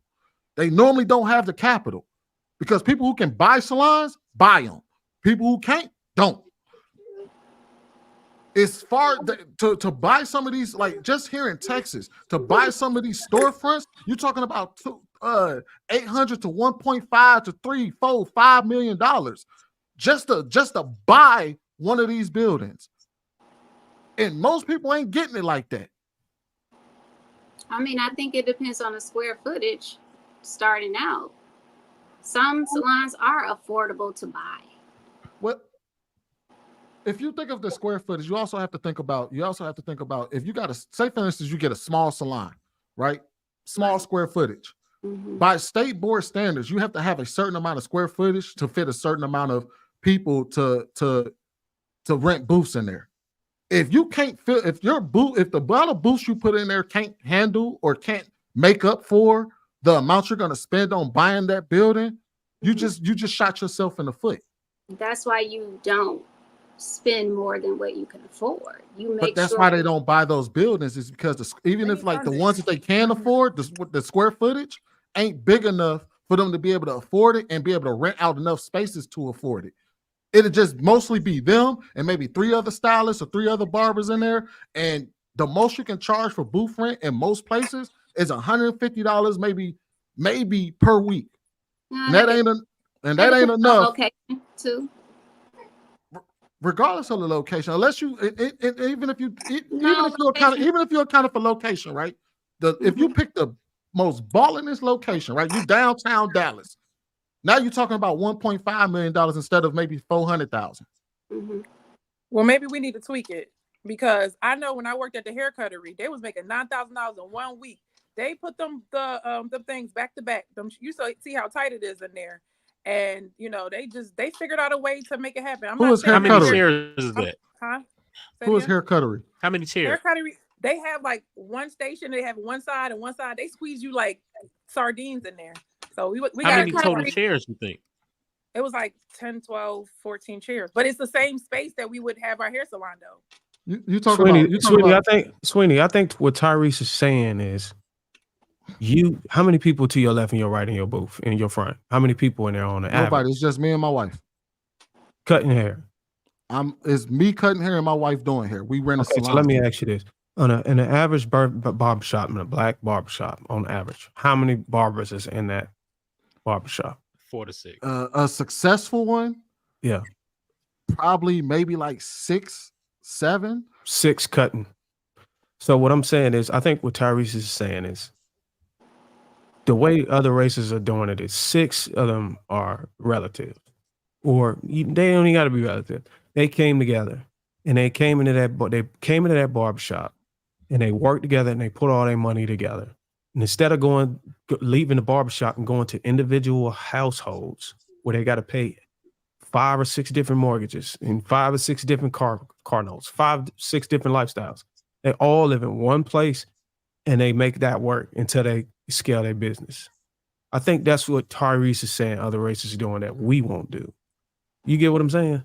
Wait, so you're saying They couldn't even keep his own family together, but now he gonna get 6 niggas to stay in the same house. Wait, so you saying? That's hold on, wait. So you saying that? All right, what he's basically suggesting is what we claim that the Mexicans are doing. They all team up and live under one roof, and 7 or 8 different families and shit like that, and then they go on and build up all this wealth, and y'all know what's tripped out? Them motherfuckers ain't even caught up to us in wealth yet. And they've been doing this for how long? They ain't even caught up to us in wealth yet. They've been doing this shit for decades. Yeah, but I'm not asking you to provide an angle on it or a solution. Does that kind of sound accurate about what Tyrese is suggesting? It sounds great in theory, but practically it doesn't work. It just doesn't work. But let me ask you this: if we did move like that, would it be a difference in wealth among our people? It would, but it also required the venture capital to start up. In the movie, you know the earlier Roof, the heist. Mm-hmm. That what's ironic about that movie? They were stealing Nazi gold, and that Nazi gold belonged to the other group of people. it was based off them having a windful of cash outside of the reparations that some people have received. So You talking that's about the money heist? irony of that statement. All that shit requires a shit ton of capital. All this shit we talking about, all We need these a groups we strategy. talking about, they all get capital. The So only group, let's say matter tomorrow of we fact, get reparations. here's the tripped Let's say out we part. get reparations tomorrow, black people. Or are you saying that we're gonna be able to be like the elite? Black. If you We need a it- mandatory financial literacy class before the checks get cut. no. You I'm can't gonna tell you this you right can't now. even give us the money. We still If you can't. think about black folks, most black people do things necessary to get themselves ahead. So what first and foremost, the first thing that they might wind up doing is purchasing a house. That's the first and foremost. Pay off their debts and things like that. That's what black people tend to do when they got money. Even when COVID rolled around, majority of those black folks paid off debt. That was the first thing they tried to do. So even if the thing is, that ain't the what I one saw. group, the one group that we're talking about that did this, and we're saying that it worked, it didn't work. There was the one group that didn't get capital when they come over here, and that's the Mexicans. They don't get shit when they come over here. loan and got a Bugatti. The Mexicans are the only ones that didn't get capital when they come over here, and that shit did not work for them. All these other groups we talking about, the Asian community and all of that, all of them get capital when they come over here. Have you ever seen that 30 for 30 ESPN documentary called Broke? Yeah, all the NBA players and NFL. I think what black people would do with reparations is that's no different than from what the athletes would do when they get millions of dollars. That's not true because that's not even statistically backed up. So Sweeney, even on top of that no, so look, Darwin, that series and the people who went broke like that, you know what happened? Adjustments came. All the people that I know that's in the league and that retired from the league are some of the most frugal people you can imagine because they watched these people go broke. When Twine was in the league, he was throwing birthday parties for the whole city. He had 3-4 Rolls Royces at the Pro-Am at IIT. He was buying cars, jewelry, and buildings for people. He did buy buildings. The buildings got the equity snatched out of him and some bullshit happened with the banks, but he did try and purchase buildings. What they found out is you can't do all of this. So the NBA and the Players Union instituted ways for players to keep their money and reinvest. And moving forward, most players did that unless their minimum contract wasn't enough for them to live out on. A lot of them is living off, like we hear about the extreme stories of people going broke, but if they actually got paid like that, they few and far between in this new generation of people. When they say that Mexicans move in 5 to family, is it because they just coming from across the border? And they doing it out of necessity, or they it's mostly out of necessity. All right, so yeah, people let people sleep on their couch all the time when they first come into the country. They do it out of immigrants do it out of necessity. That's what I'm saying. It's like we're looking at this group who does do it, and it doesn't work out for them at large. Yes, every group has pockets of people that succeed, but when you're talking about, because the thing is, Tyrese is talking about the entire black community. So when you start talking about the entire black community, you try to compare them to other groups. You have to look at, okay, is what you're talking about working for that entire group? And the reality is, the group that we always tend to like idolize is the Mexican community who we say come into these houses and they build families on top of families and they build up all this wealth. The reality is that's simply not true. They've been doing isn't it impossible for it to work for the entire group? Isn't it only necessary for it to work for enough of the people? What's You enough? that inspiration to want to do it. What's enough? I would say 30 to 40%. It won't even get that high. Well, I'm just saying, like, okay, if it worked for 30 to 40% of people, you would probably see a lot of those folks try to do the same thing. That shit ain't working for 30 or 40% of people. I'm not moving my daughters into no strange man's house. 5 different people. I don't know them. I'm not doing that.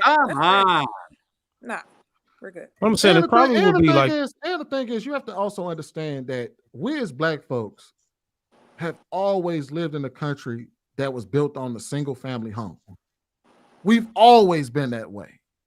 Even white folks in this country, the population size of a single family home is like 2.5 to 3 people. Is it 3.5 people to a house? That's a family. That's damn near only about a family of 4. And that's majority of Americans. Hell, even the Mexicans only living like 2.5 to 3.5 to a home. They not even doing this shit. Sweeney, I would argue that what Ruth said on her point about moving a man or a strange person in the same household as our daughter, I would argue that given the data and the statistics on single mother household, that we do that anyways. Moving men and women do that anyways. Whenever they become single mothers, moving in strangers or men that they don't even know into their household with their children at an alarming rate. So when it's time to build wealth and generational wealth, and as a community, nobody wants to do it. So that's what I'm saying. If it's a mutual thing, you got to kind of look at it from there. But if you're looking at it even if you're looking at it from an individual standpoint, as a single mom with her kids, you're still willing to move in strangers into the household with your kids and not even allow them to be able to go with the father. There's more than one way to have a strategy. That's not the only strategy in the world. What would you do think then? that if we all learning how to do business credit and all of that stuff, and we're getting financially literate, we'll find the funding eventually. It will take some time, but once we start getting rolling and the groups of people are proving this, we'll figure it out and tell each other. we about as financially I literate think as they Tyrese come. was just trying to prove a point that it's just not a commonality in our community. There are wealthy Black people out here that do work together. It's just not common. Right. There's little small pockets, isolated communities around the world of Black people working together. Yeah, it's not common It's just not. Yeah. I think that was the Is only it a point. Willie Lynch letter that got us like that? Who said that one day on the? No, man, y'all. This is. Are you talking about Viz? This is crazy. Like. No, but she got a point. The lady, the woman to my left, that just I don't know your If name. you're the only Black person in your family that got money, of course you're not going. Everybody else broke. You find if you're the motherfucker in your family that got money and you try to work with all the other people that ain't got no money, you gonna go broke right along with them. That's the reality of it. We see it happen. Depending on your mentality and your education. No, we see this happen to wealthy Black folks all the time. When they try to pull their entire family up with them, they wind up a lot of the times. That's how they go broke. We see it all the time. We just watch Ruth. What we just talking about? What was her name from Soul Food? The sister from Soul Food. The whole family ain't got no money. Everybody kept saying Terry gonna pay for it. Terry got it. Hey Terry, can you pay for Mama's funeral? Hey Terry, can you pay for this? Hey Terry, sister need cousin Jackie need tuition for her school. Hey Terry, can you do this?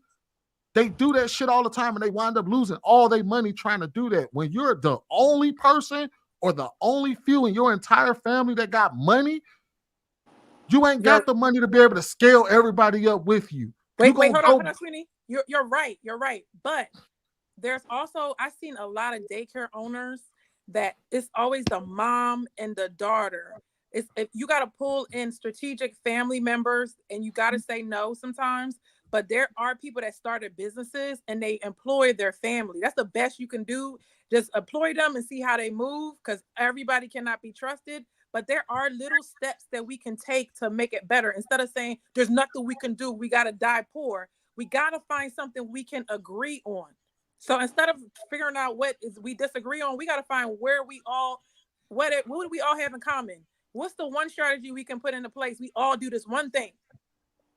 Yeah, I agree with that. I think she's right about that. It's not that one person is doing it. It's just having some type of strategic plan and getting it done. I think it's very possible for you to figure out how to get your family on board and run a business with everybody that got the same last name. I think the reason why it's failing is because it's not really strategized. It's not properly put together so it can succeed. Yeah, that's what I think. So that mama and daughter, is the daughter working for free? You're employing your daughter. You're making sure she gets a paycheck. You're instead of her working for somebody outside of the company, you taking the talent and using it for your own family. And they got working together, huh? And they was able to scale it. There are people that do have multiple daycares. No, I'm asking the person that you talk about, was they able to scale it up to like multiple daycares? I'm not talking about one person. I'm talking about it's a lot of them. And with the two mortgage people that I work with, It's a mom and they're teaching their sons how to do the business. Now, those people, they on another level. They making actual money. So if we are around business people, we'll learn. It's so much to learn in business. You got to be around good mentors. You will finally know how to scale. I get it. Everybody's a business owner. Nobody making money. But when we finally learn how to scale, it's going to be a game changer. That's the question that I I think asked. you don't said have. I think Sweeney, you answering questions as if you don't have any hope. Or should we give him time to No, I'm talk? asking questions because we're just sitting here talking. Final That thought. person who you said who has this business and their daughter is working in there with them, is this business scaled to a multi-million-dollar or multi-hundred, or is it still the same damn daycare? It's people, it's different people. So I don't know how many daycares I'll just they all pick one. have. The one with the mom and the daughter. Some of them do, some of them don't. I don't know. Yes, one family, they have multiple daycares. They got like 2 or 3. Yes, And they they family members. And they scaled it, and They you know have how they space got for their money. 100. They have space for 100 children in their daycare. Now they're idiots because they don't know how to scale it because they don't know how to run a business. But that's them not being educated. So they scaled it using business credit, probably, right? Right. So you're telling me But they if was you able have to the- scale it to have No, over if you have 100 the spaces, space. but they can't scale it beyond. Come on now, If you dog. have the space, no, you trying to pick one little thing and say no, but you have a limited and small little brain. Then that's all. Because I had multiple examples. You just said he ain't making no money. That particular instance, they're not making no money, but there are multiple daycare owners. With the mom is the one that opened it, or the daughter was the one that opened it. I'm telling you, people that I've seen, the people that I work with, it's more than one example. It's time to wrap it up, y'all. For the person in the chat, we rent our booth. We wrap rent it our up. suite. Just We can if read y'all the wanted to know. chats, so we get up out of here.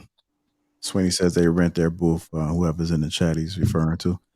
AP, $20 says for the collection plate. This topic triggers some of y'all. It's not you. It's not personal.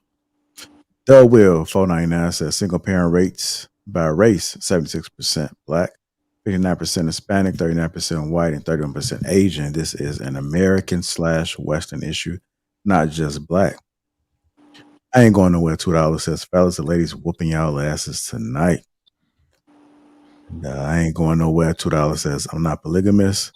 I'm pimp ligamous. Church. Politics Sports $5 says Cam and Nick better never get married.